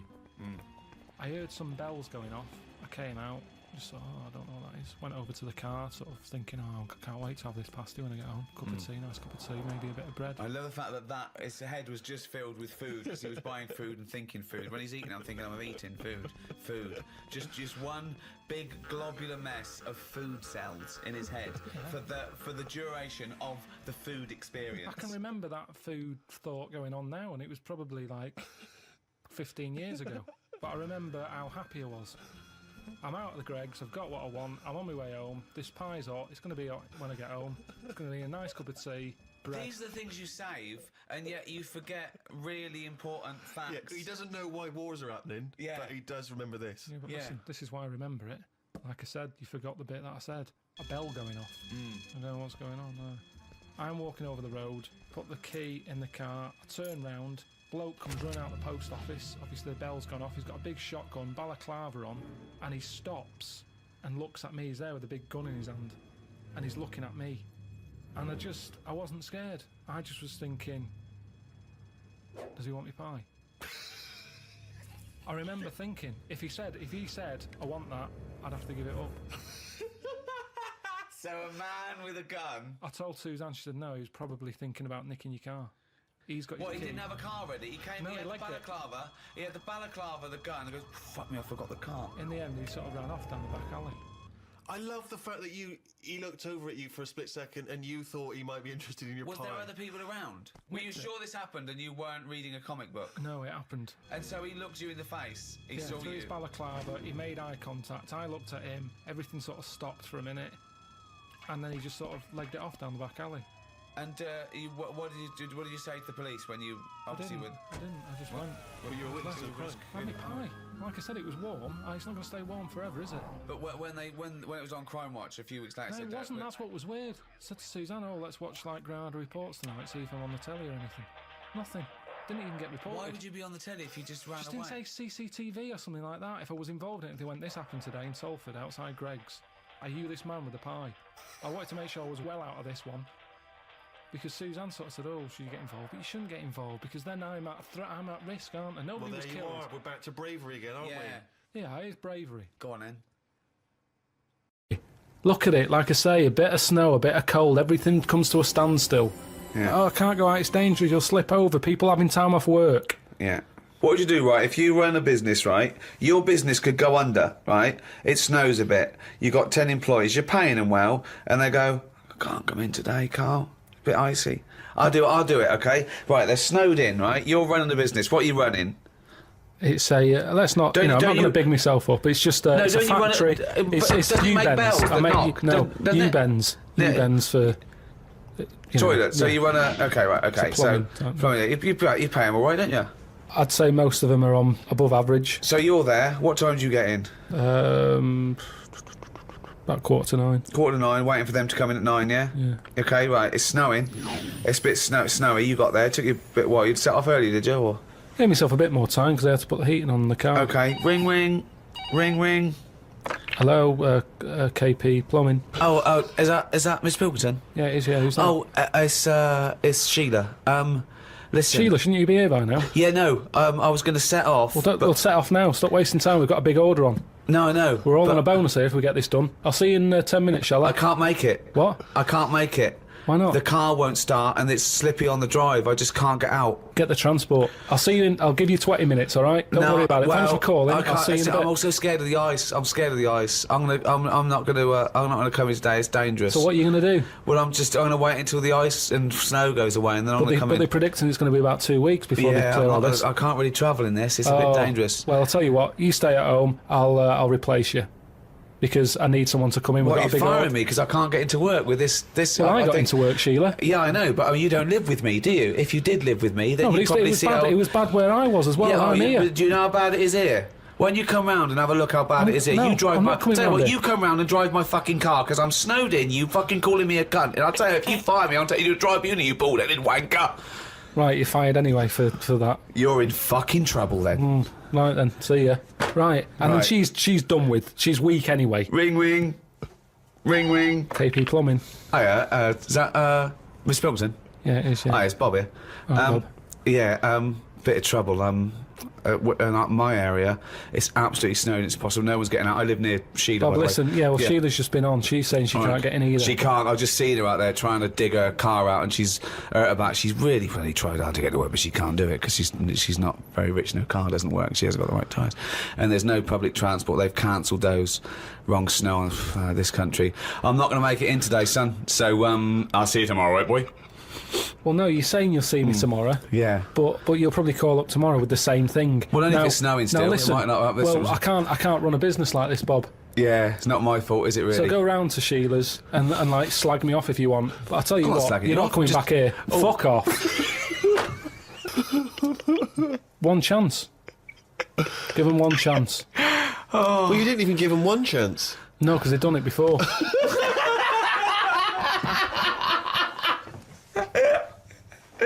Oh, fucking hell. no! Just annoys me. And for those of you who don't know me, and especially if we meet in the bar later, my name is Danny. Do you want a pint? Danny, do you want a pint? Fornication. I'll read that again. For an occasion like this, I want to make sure I keep up the traditions of being a best man. Apparently, I need to get the groom to the church on time. Tick. I need to remember the rings. Did that. And I need to have sex with a bridesmaid. Whee. To be fair, I wrote these before I knew I would never have sex with them. Maybe when they're older. You know, never say never. And keep them away from pedo Rog. All right, pedo. Nice to have you. He's come a long way. Good lad. It's great to see so many people turn up to see Josh finally tie the knot. And about time, too. Nat's got it all. She's brilliantly clever, apparently really delivers in the bedroom.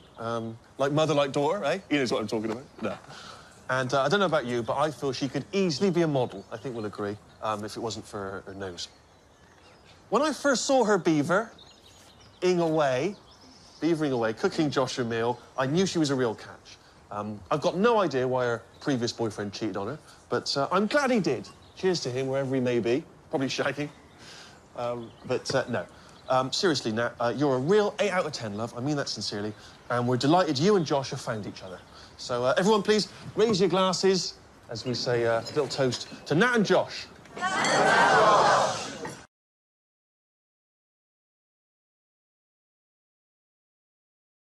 Right, I don't know if you saw the thing the other week about the fella who's on that quiz show.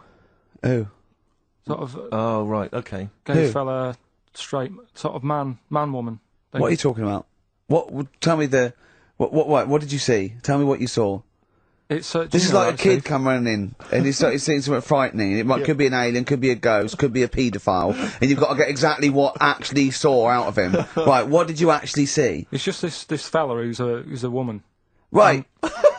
Right, okay, right, try and talk like a human being. Right. It's a quiz show that's coming on the telly. And, it's this woman.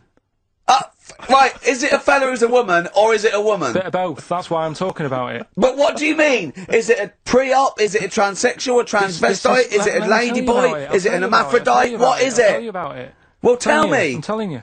It's a woman. Well, it's a man. Oh, forget it. Listen, listen. Come on. What? It is a man. He is a man. Well. Oh, Christ's sake! It's a TV programme where they've got this transvestite or television. It is a transvestite, yeah. So, but the problem is, I'll tell you just because you don't know about it. The programme is. I don't know. I still don't know about it. I don't know anything about it. Still, I don't know. It's a woman, man, woman, man, woman, TV programme. Look, TV. No, it's a man who is now sort of half a woman. And a man who is now half a woman. No, well, this is what's weird about it. He's got the top half, but not the bottom half. What do you mean? He's got breasts and a wig, but he's still got his boys downstairs. He's got his caps and the boys are still there in his Y fronts, but upstairs he's got a lovely pair of dumplings. Why do that? Well, he's halfway through. But why not get it all done in one go? Maybe he couldn't afford it. Well, wait until you've got all the money. That just looks a mess.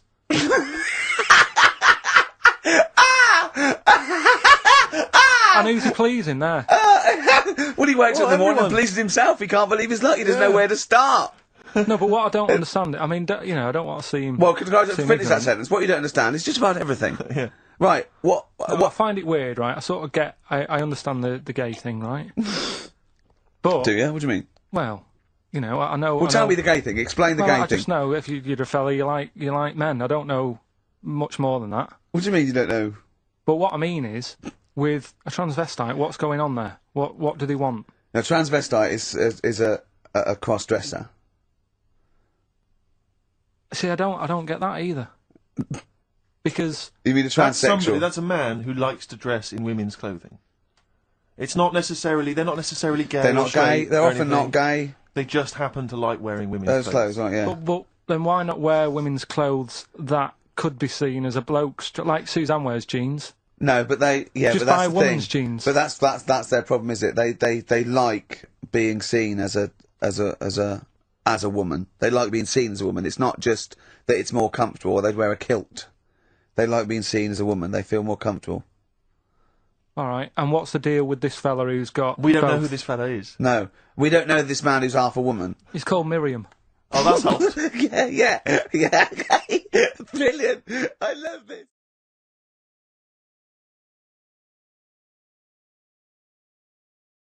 Karl was in Heat this week, and they mentioned that he does this thing on Sky. What is it? It was this thing with Richard Bacon, some programme about watching telly, and you just talk about what you're watching and that. And he was annoyed because he said because his parents are out, and so he's not doing it. He's not going to turn up because they mentioned it in Heat. And so his parents might watch. Yeah. Why are you worried about that? I don't like them watching stuff, do I? I told you. It dates back to when I did Little Donkey at school. I don't want people watching me. What's that? Just renew us on Little Donkey? What happened? It was just, you know, I was there to play the drums and that, in We Three Kings. I was loving it, you know. I got a bit carried away. How old were you? About 13. Yeah. Right? Really? Probably. Yeah. About 10, no, about 10 probably. Yeah. Go on. 6. Between 6 and Where old were you? What school were you at? Okay, you were playing Little Donkey. So, and, No, No, you but must... it was one of them schools where everyone sort of was in the same one. Do you know what I mean? Oh, a Manchester school. Yeah, just the What do one you classroom. mean? Well, it's like What, sweeping chimneys in the day and then 1 hour of learning?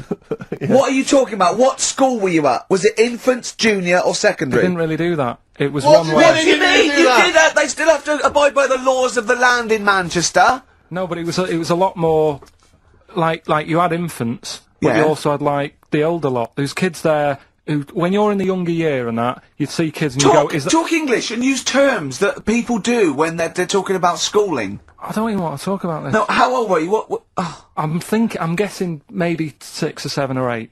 So you went from 13 to 6? Yeah, but like I say, it's hard to remember because... Imagine if you were giving evidence in a trial. Yeah.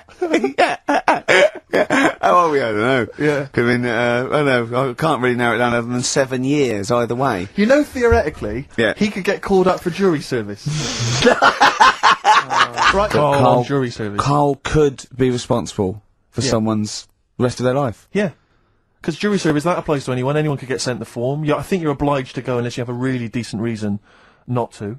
Imagine it was a really, really important trial. Well, what annoys me is that isn't it supposed to be you're tried by 12 Good of men your and true. peers? 12 good men and true. Yeah. Good men and true. And women, of course. The only these thing days. I can hope is that the defence attorney would wheedle out Karl at an early stage. Oh yeah, objection. I object. Yeah. Why? I object. Have you heard of something called Rockbusters? Yeah. Well, sorry, you can't just object on that. Okay, then what if I tell you my client, standing trial, is a little gay Chinese fella? My What would you suspicion do? is he's prejudiced. So how does it work then?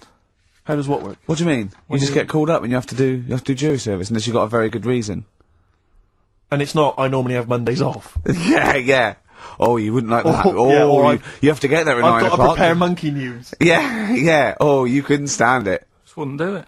I wouldn't What would you say? say, oh, don't get me involved. Because I got involved once. Don't get me involved! No. What do you mean you got involved once? Well, with the police and that, when I lived in Manchester, I saw a bit of car crime going on. Right. And I got involved. Hassle. I'm telling you. How did you get involved? You phoned the police? Yeah, because I thought, well, I know, well, that's just it, but I thought, I'd hope somebody did it with my, Yeah. So, and it's just a hassle. Loads of phone calls. Canary. Having to stand on a balcony of this, tower block that I lived in. Police shouting up at me. I'm stood there with my underpants on, right? And what it was, a car had been robbed, right? So I call up the police and that, right? Said, right, listen, car's been robbed. And they said, where is it? I said, I don't know, just across the road from where I live, right? So I tell them where I live. And Where they go, do you live? How old were you? 13? So she's asking loads of questions and that. I'm saying, look, whilst you're asking all this, they're actually getting away, so, will we leave it? And she's like, no, we'll track it down, blah, blah, blah. So I said, well, look, I work nights. What could you see? You could see some I could see some lads just pushing a car. Pushing a car? Yeah. That's how they steal cars in Manchester, is it? Yeah. Everywhere else in the country, they're getting in, they're driving them away. In the south, they drive them away. Exactly. Usually sort of like In start the Manchester. engine. You get away a lot faster. What do the police do? Push their panda car after them. Exactly. Say, come on lads, don't cheat, don't get in the car. They're just pushing it. It was late at night and that, and I Oh, suppose okay. you don't want to start the engine Of course you don't want to wake people up, not when you're nicking cars. Of course you don't. Alright, No, so... no. So, is it Late working at for night? you? Hold on, they weren't They were gay. wheeling They it to weren't the gay, bus were stop. they? They were out late, really? Come on, Carl. So what happened? So, anyway, I said, look, don't call me back. I'm going to bed. Right? I've got work in a bit. Brilliant. So, let's go. What? So that was that, right? Where were you working? Next thing, right? Phone's going. Hello, it's the police again. I said, I told you not to call me. Right? I told you not to call me at home. So, they said, right, the police are outside. Can you go on your balcony? She's like, oh. So I'm 10 stories up, right? Stood on the balcony with like, my underpants on. Yeah. Right? And the police are saying, where's the car? And I'm saying, I don't know, they've gone down that road now. So I'm trying to point to them.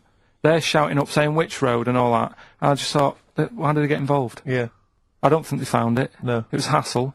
The blokes were pushing it too fast. Exactly. They were in the next street by now, weren't But they? don't get involved. Don't get after that. Imagine him being on some sort of trial where it was like some sort of mob affair. Yeah, gangland murder. Imagine him going into the witness protection. The police just explaining to him, your new name is Jeffrey Peters. Why can't I be called Bruce Wayne? Well, no. Mr. Pilkington, listen. Imagine that. Do you know what witness protection is? Oh, go on. Amazing. Look, it's when, supposing you were to give evidence against the mafia, right? You've done a job for them and you had to give evidence against them, right? Right, well, if you're going to do... I mean, all I did was 2 kids nicking a car. Yeah. Don't start messing with mafia. No. Listen, of course not, no.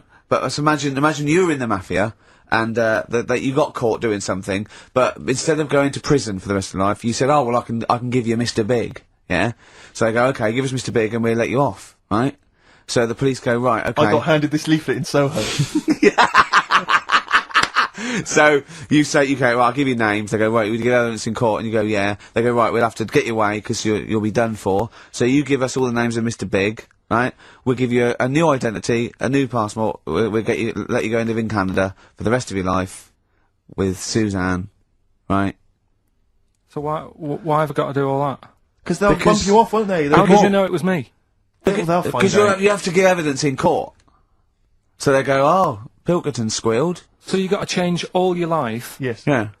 They've killed someone, yeah? Yeah. Well, look, you just know, you're giving them in to keep you from going to jail. So you don't want to spend the rest of your life in prison because you're involved in something, or whatever. It doesn't matter, Carl! No, listen! how would the mafia know that I've said something? Because you say in court, those are the people, he's Mr. Big, he's Mr. So-and-so, he ordered the hit. Don't you know anything? It's a lot of messing around though, isn't it? But... So I've got to leave this job, yeah? Yeah, I think they might try XFM first. I'd have to... What, I'd have to bin Suzanne, would I? No, she can go and live with you. You have to cut off all your ties with your friends and family, though. You can't contact them. You've got to leave them behind. Would she have to change her haircut? Possibly. When did the murder happen? Yeah. What would the new identity be that you choose? What would you choose for yourself? What name? Probably, I wanted to be called Brett when I was a kid. Okay. Right. Brett what? Brett Pilkington. You got to change your surname, yeah? Yeah. Well, yeah. Yeah. Maybe go ex-directory. Where would you move to? Probably back up north. No. Well, no. No, don't do that. Don't do that. Can I suggest, maybe, Brett Hanson and go and live in Australia or Canada or something. Well, maybe when they're not operating, maybe, you know, and they just forget it. You might have to change your identity as well. You might have to grow your hair. Well, you can't grow your hair, but maybe wear a wig or a moustache. What would you do? What would you wear? So, like an afro or something? Something like that. That would be brilliant. That would be absolutely brilliant. And I've got to do all that just because for 5 minutes I stood in a court thing. Yes. And said he's the one who did it. Yes. Yeah.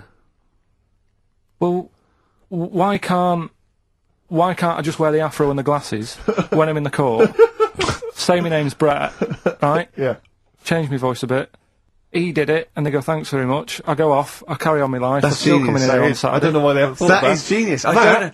Discounts all the witness protection scheme. Why don't they do that? Yeah. So they go, well, I'll go to court as Brett Hanson Yeah. with an afro. I don't like that. Yeah. Right, and then when I come out, I'm back to Karl Pilkington, still talking like that, but without the afro. That is perfect. You've got... Why don't you call the FBI and say, listen, I can save you billions of dollars a year.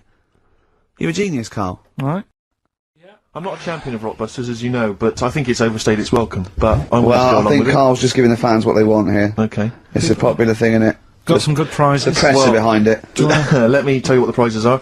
It's a dance music compilation, Cream Trance Anthems 2003. We play a lot of trance on the station. I put that on quite a lot and danced to it myself. There's the original motion picture soundtrack to the forthcoming film adaptation. When you've seen the film, I'm sure that will mean more to you. You like that, don't you? It's a good movie, yeah. Nicolas Cage playing himself and a twin brother. And it's written by Spike, it's directed by Spike Jonze. Joined at the, what? No, they're not joined at the hip at all, or at the face. And we've also got the best one-hit wonders album in the world ever. What have we got on there? We've got things like The Crazy World of Arthur Brown, brilliant. Nana, 99 Red Balloons. The Rembrandt. In fact, it kicks off with Nana. Sure. That's followed up by I'll Be There For You, the theme from Friends by the Rembrandts. Yeah. And of course, Breakfast at Tiffany's by Deep Blue Something.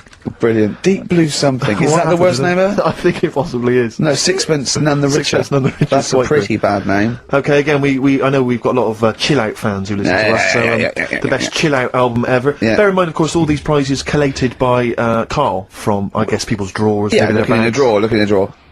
Oh, dearie me. What is it? The only thing probably worth having is a, I mean, it's topical, if nothing else, Karl. A 7-inch by the White Stripes. Merry Christmas from the White Stripes. That was their, exclusive Christmas single, so if that's early, isn't it? You get that. It is worth a lot of people have got to wait 11 months before that's released. Yeah. Or is it last Christmases? Exactly. And I have never heard of this DVD. Go on. I like to think of myself as being fairly familiar with TV and films, but I have never heard of Stephen King's Rose Red. Welcome to DVD. a place evil calls home. And it's on DVD, it's certificate 12, so don't imagine anything too shocking. And it looks appalling. Is Rose Red Mansion truly haunted? To find out, Professor Okay, we've got the gist of it. They're not very good prizes, they're cobbled together, but if you've got nothing better to do, call in if you know the answers to these clues. It's Rockbusters. Let's not let them call in, Rick. Please don't let those people call in. No, they're not calling in, it's email only. Karl, don't interrupt me. I'm just... ricky.gervais@xfm.co.uk. Email only. I can't stress that enough. We just don't want to speak to you people. Right, go on. Right, so I give some initials out and a cryptic clue, and it makes up the answer and that. Well, sometimes it does, yeah. Go on. There's two of them, there's a new aspect, which I'll explain about in a minute. God. The first one is, cryptic clue is, well, if he would have been wearing an helmet, it would have been alright. And the initial there is B, right? So, well, if he would have been wearing an helmet, it would have been alright. That's B, right? Band or an artist. Second one, why are them Jamaican fellas swinging fish around their head? Okay. Alright, initials... Just fills me with... DS. Why are them Jamaican men swinging fish around their head? Alright?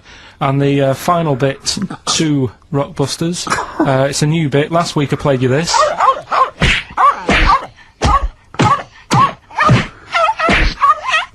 His face goes along with it. That's someone beating up a dog. That was Smack My Bitch Up, right? So here's some sound effects and that, and they make up a song. I can listen to him talk all day. Let's have a listen to the effects.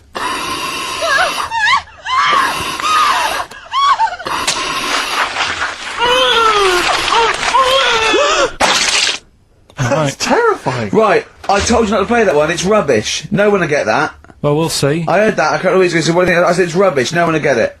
No, it's not the one you think it is. Ah, right. So, email in, ricky.gervais@xfm.co.uk and you win that stuff. I'm a little bit confused. I'm here. I've heard what you're saying. We've discussed this in the past. I don't know what's happening. What's that?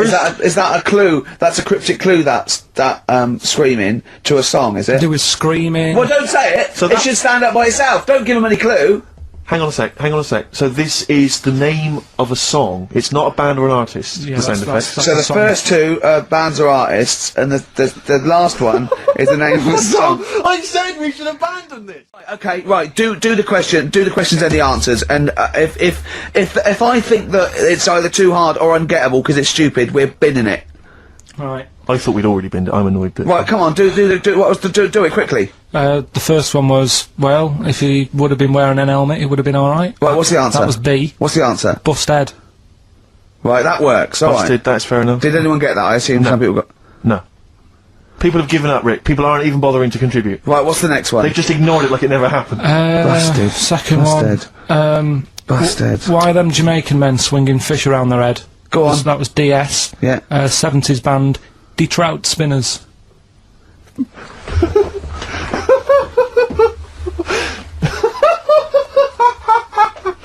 The Detroit Spinners have become the D-Trout Spinners. Yeah. Okay. Brilliant. And then the final bit, I play you some effects. They went like this. Let's hear this. It's terrifying, Carl. Well, what's happened there? What was happening? No, what's the answer? That was Born Slippy. The woman was having a baby, the doctor tried to grab it, it fell onto the floor. That's in your head, Carl. That's just a load of screams. That's in your head. Oh. Do you know what? I haven't even got onto Born Slippy. I'm still on the Trout Spinners. Well, let's put a song, that's it. I don't know what to say. And apparently I'm going to meet one of his disciples, a fella called Davram. Oh yeah. Are you Davram? America. Davram? America. What? Are you Davram? Yes, I am. What do you mean, American? Oh, I thought you said, where did I come from? Yes, my name is Dave Ram. Davram. Okay, Yeah. brilliant. You know, you just mentioned there about sort of no knickers and that. Is this going to be your Auntie Nora? No. Right. It's just, you know, like the last flat that I lived in, I always had a good view across the road and I could see, it was the hairy... There was the hairy Chinese not kid, hairy yeah. Chinese kid, he was just a Chinese kid, actually. Yeah. Yeah. Running Because about that's rare, isn't it? Hairy Chinese kids, very rare, isn't it? Yeah. There's only one official sighting, isn't there? In one of those shit little magazines that you buy. Yeah, he was running around in his underpants. Did you? Sorry, you just swore ironically. I mean, I imagine if there's any newspapers listening, you did that because you're sort of jokey and. Yeah, go on. Let's not swear. And there was Go the on. old woman who didn't move. She was just sat there reading the book all the Who time. we wasn't think possibly died and no one came round for weeks. might Yeah. have been. But and now I've moved, right? And it was quiet for a bit. I always look at what view I'm getting, right? Looks across and it was just sort of empty, sort of flats ready for people to move in and that, right? Anyway, people are in there now, right? And they've put all the furniture in, but I haven't put any curtains up. Oh. Right. So anyway, I'm sort of washing up, just having a look out the window. Yeah. Right. Girl sort of wandering about, with no knickers on. Right. With no knickers on. You mean No naked? knickers. Well, she had a bra on. Right, but- okay. But, She no was probably knickers. looking for a knickers. So I thought, oh. And I don't know how long I was looking. No. Right. But anyway, she looks across. Oh, God. I think she spotted me. Yeah. I think, oh, God. I felt really bad. Yeah. I said to Suzanne... Sorry, is this some sort of Peeping Tom confession while the Telegraph are listening? I've no idea. Well, it's not... That's the thing, though. Peepington. If I was peeping, she was peeping as well, because she was looking over. Works both ways, doesn't it? Yeah, but yeah, all she could see of you was your bald head. Yeah. No. But And your this hands is it. moving as you were washing up. And some white-looking substance frothing up. Particularly stubborn stain on this glass. Yeah. Oh, God. Imagine that. Imagine if she looked across. I'm assuming your sink is lower than the window. But didn't she just just cover up or something? Or she looked back and go, oh, you're looking at my fanny? Well, the thing I did... What? I thought, oh... Just sort of drop me boxer shorts. Because I What? thought... Well, Suzanne said, what are you doing? What are you talking about? What are you talking about? No, just so they can see me cheeks of me. What are you talking about?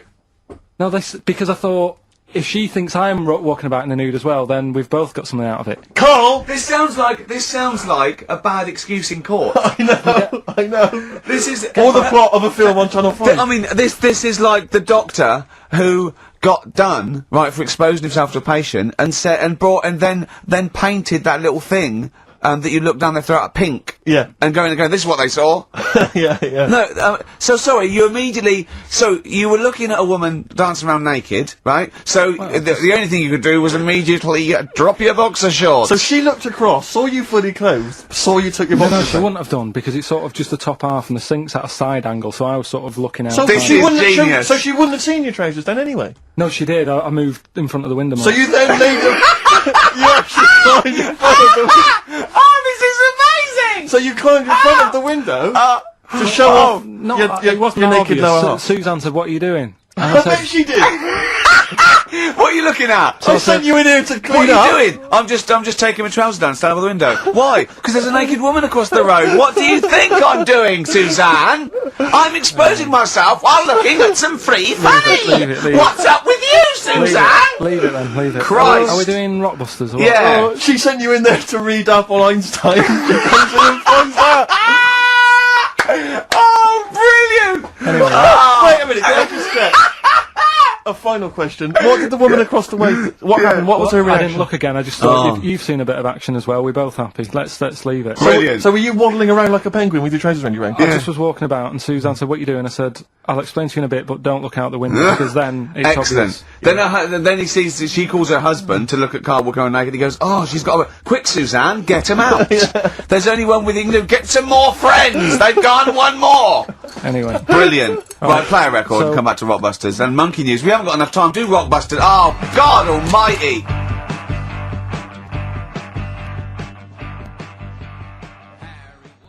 What have you prepared for this show now? You've had 3 months to prepare. Yeah. What have you got? What have you got for us? Okay, what's happened in the last 3 months? What? In this place or just my life? Well, what have you got for us? 3 months, we're cloning about. You get Mondays off, you're getting paid for it, you've got a cushy deal, you're having a laugh, you're taking the piss out of the management, right? So, what have you got for us? Give it to us. I've kind of updated Rockbusters a bit. Right, brilliant. Yeah. Right, so... And you said don't mess with it. If something's good, don't mess with it. What do you mean it wasn't good? It was never good. It was never good. No, Of it was course we never had to good. fix it. It was fun to do. It was a laugh. I mean, I imagine it was much more fun for me than the 450 listeners. You know what I mean? I enjoyed it. I enjoyed squeezing your head and dressing you up. No, but that's just it. When I had a meeting with Graham, right, I said, look, I'm not being funny. I don't want to do it anymore. I've had enough of it. Yeah. And he was like, oh, what's up with you? You sounds like you have a right good laugh. I said, yeah, but that's that's all good acting and stuff. I said, it's hell in there. I said, like he's talking about Vietnam. Yeah. I said, having my head squoze, right? What? Squoze is still not a word. We've been away 3 months. It's still not a word. Right. Yeah. I said he's putting a dustbin lid on my head. Yeah. You told this to the ND. He's hitting me with a tray. Yeah. He's chucking toilet paper at me. Yeah. And he said, yeah, but that's all over 2 years. I said, no, that was the same day. So, okay then, what has changed in 3 months? They're listening. They've been listening for 6 minutes now. Come on, give us something. bit of Nickelback. What's happened in 3 days? Play a record and let him 3 think. months. What, in my life or Yeah, in here? Nothing's yeah. happened here. Nothing's changed here. Right. But I don't know. Do you know last time we were on? Yeah. Right. And I was telling you about the woman over the road where The I what? live. The one that walked around naked. There's a woman who walks about the flat naked, This right? is when Karl was watching a woman naked. Then she looked at, saw him looking. So what he did, this is the genius he did to get out of this. He pulled his pants down, so he was naked too. His girlfriend comes in and goes, "Karl, what are you doing?" He went, "I can't tell you now, but don't look out of the window." Yeah, go on. Well, Sorry. that woman, she's bought some blinds.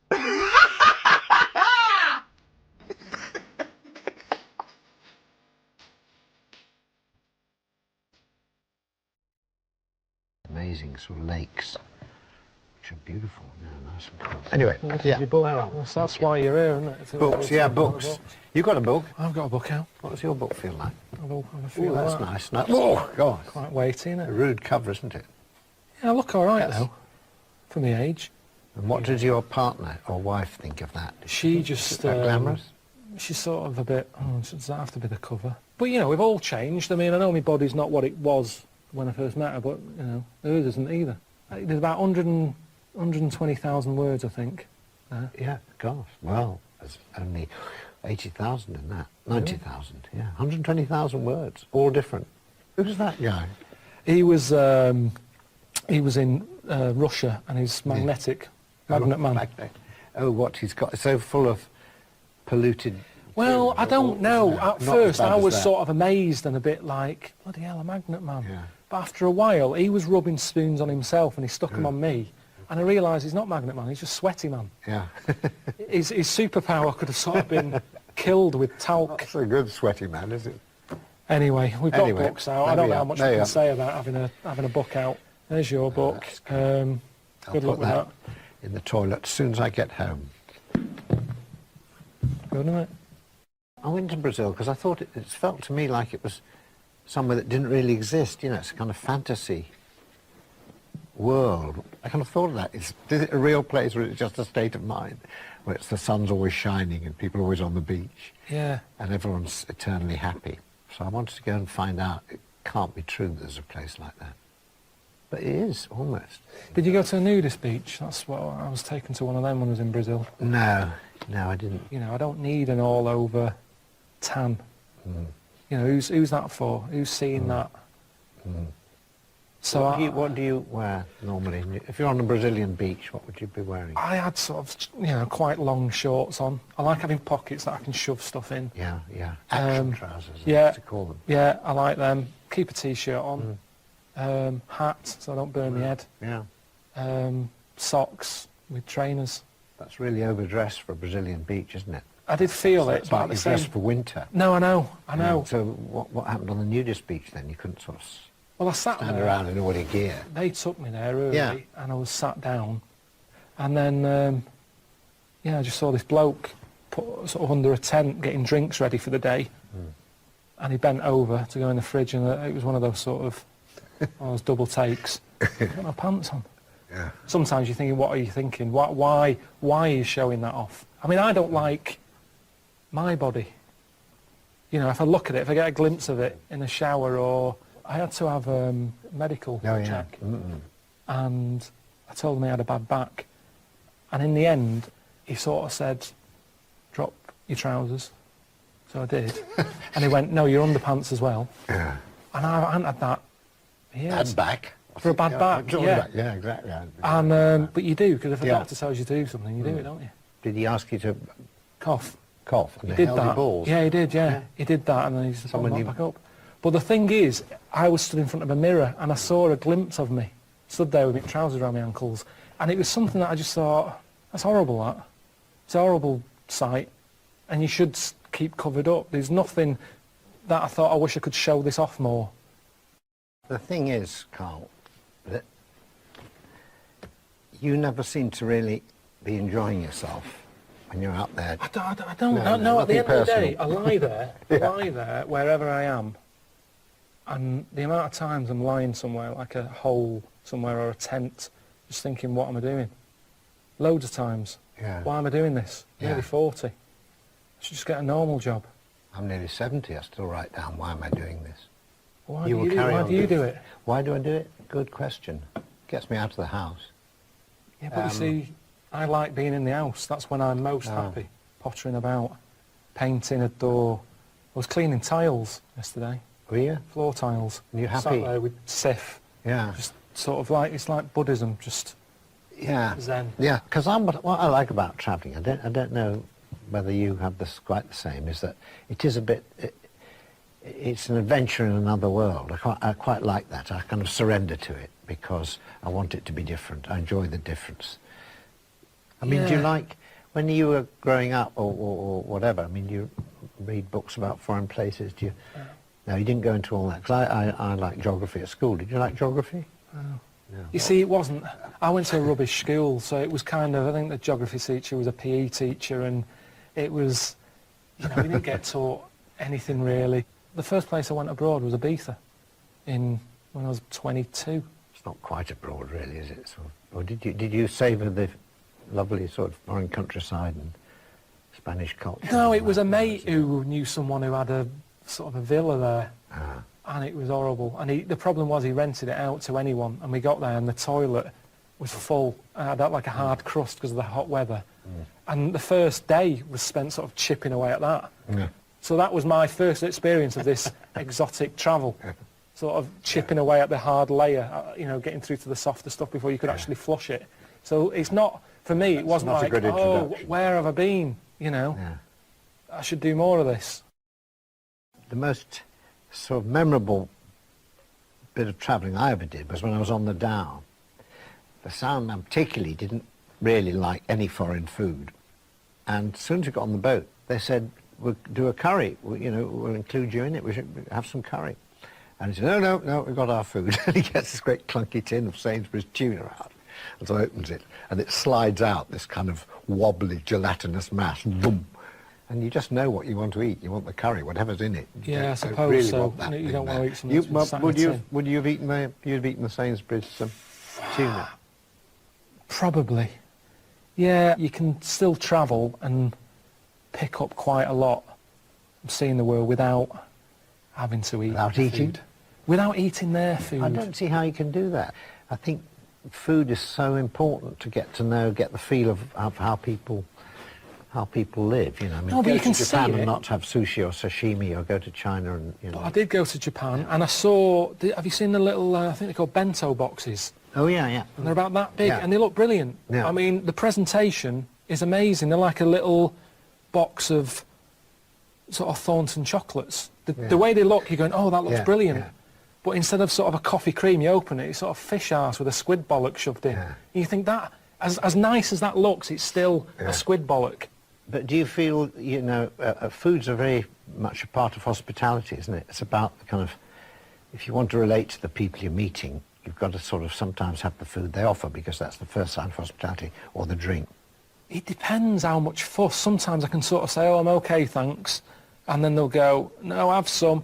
And you go, oh, I ate, I've already eaten, I'm fine, you have it. Give it to your family, don't worry about me. But then they keep pushing it. Yeah, of course they do. It's And, in Jordan, it was an eye off a lamb.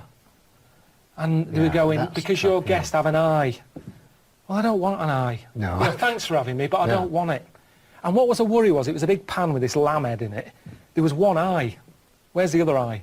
No. What condition was this lamb in? And then you're getting a vision of some manky old lamb with one eye, sort of, and one weeping.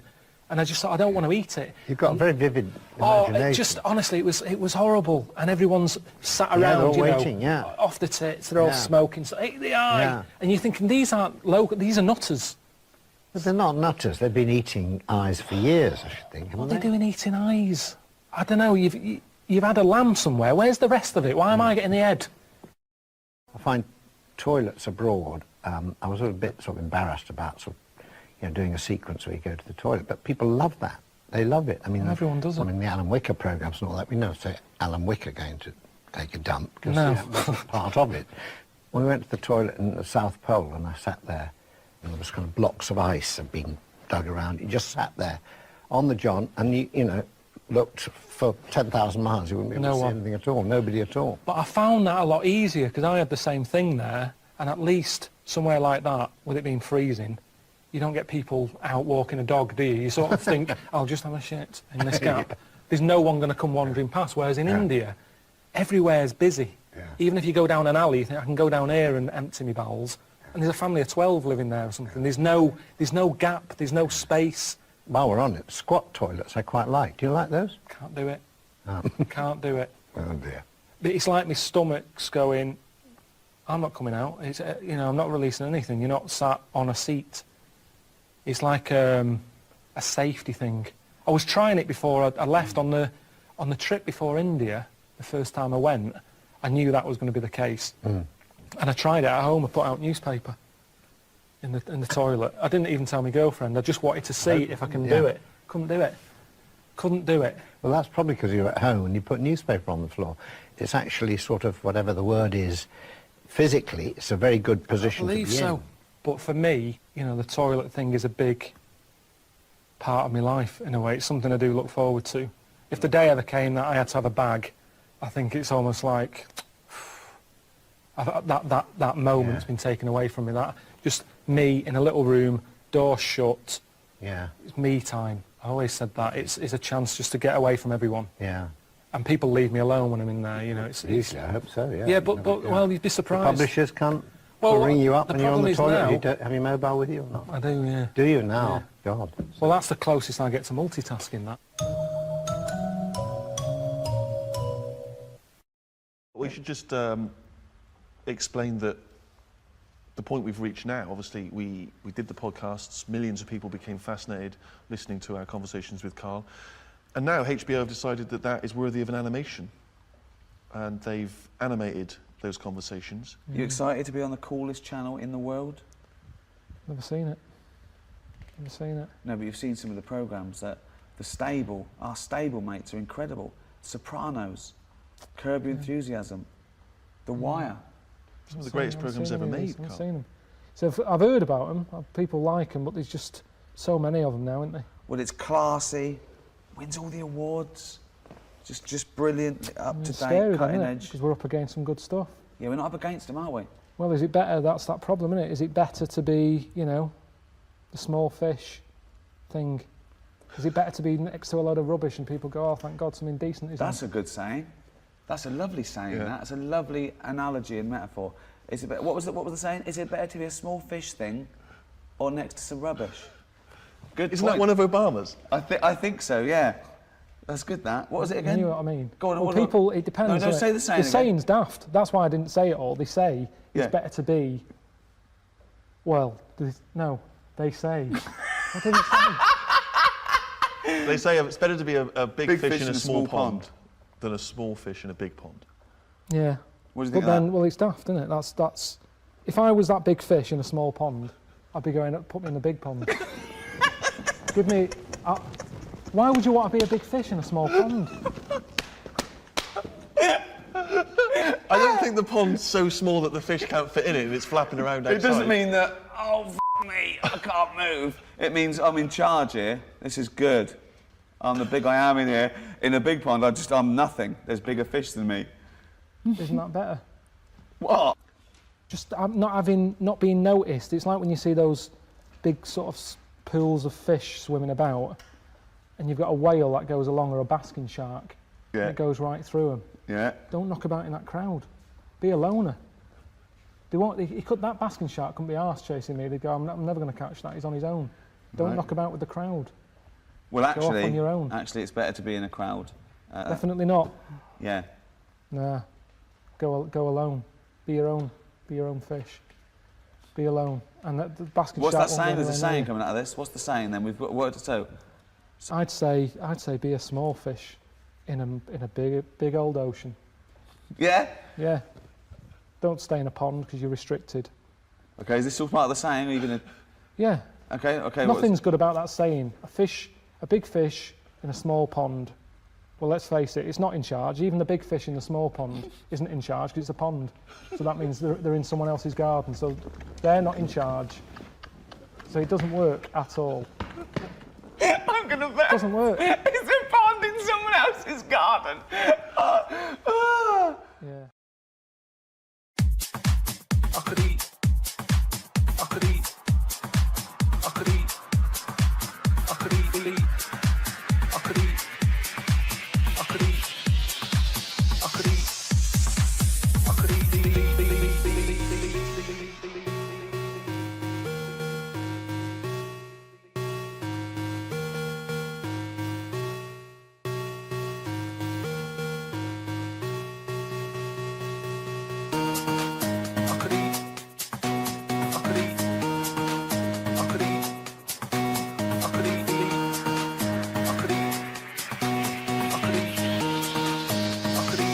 I could eat a knob at night.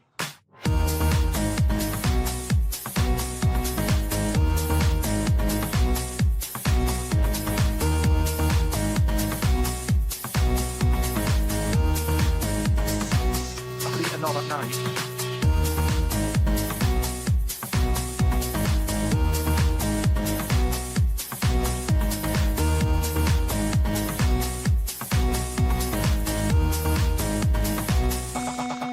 I could eat a knob at night.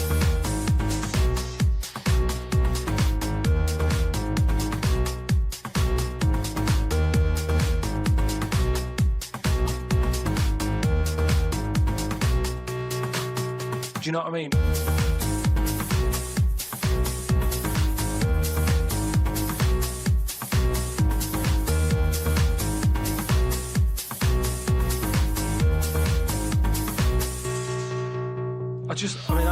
I watch it, I like those little trial bits, right? But what I don't think people realise is, right, it is hard eating a little kangaroo knob, Right? Really? How do you know? No, it's just, you know, you think about it and you go, oh, I couldn't do that, right? But what they never mention on the TV programme, which I think takes it to the next level, right? They're eating that at like 7:30 in the morning. Sure. Right. Which for is breakfast. worse, innit? Do you know what I mean? If I was there and Aunt Beck said, right, Carl, eat the knob, I'd go, hang on a minute, give us a few hours, let me get some rice and that on my belly, and just sort of fill me up a little bit more. I'll pop back at about 6:30 this evening. Right. I'll be ready. And I'd be happier then. It's just that thing of, you know, You don't want to get animal genitals on and then do something. So what are you saying? I'm saying like I could eat a knob at night, but Just cut that out. We'll loop that.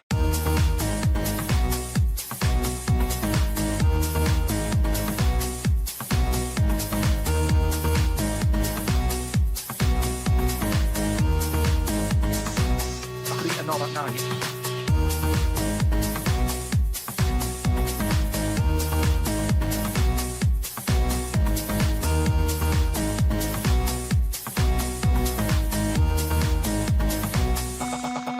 I could eat a knob at night.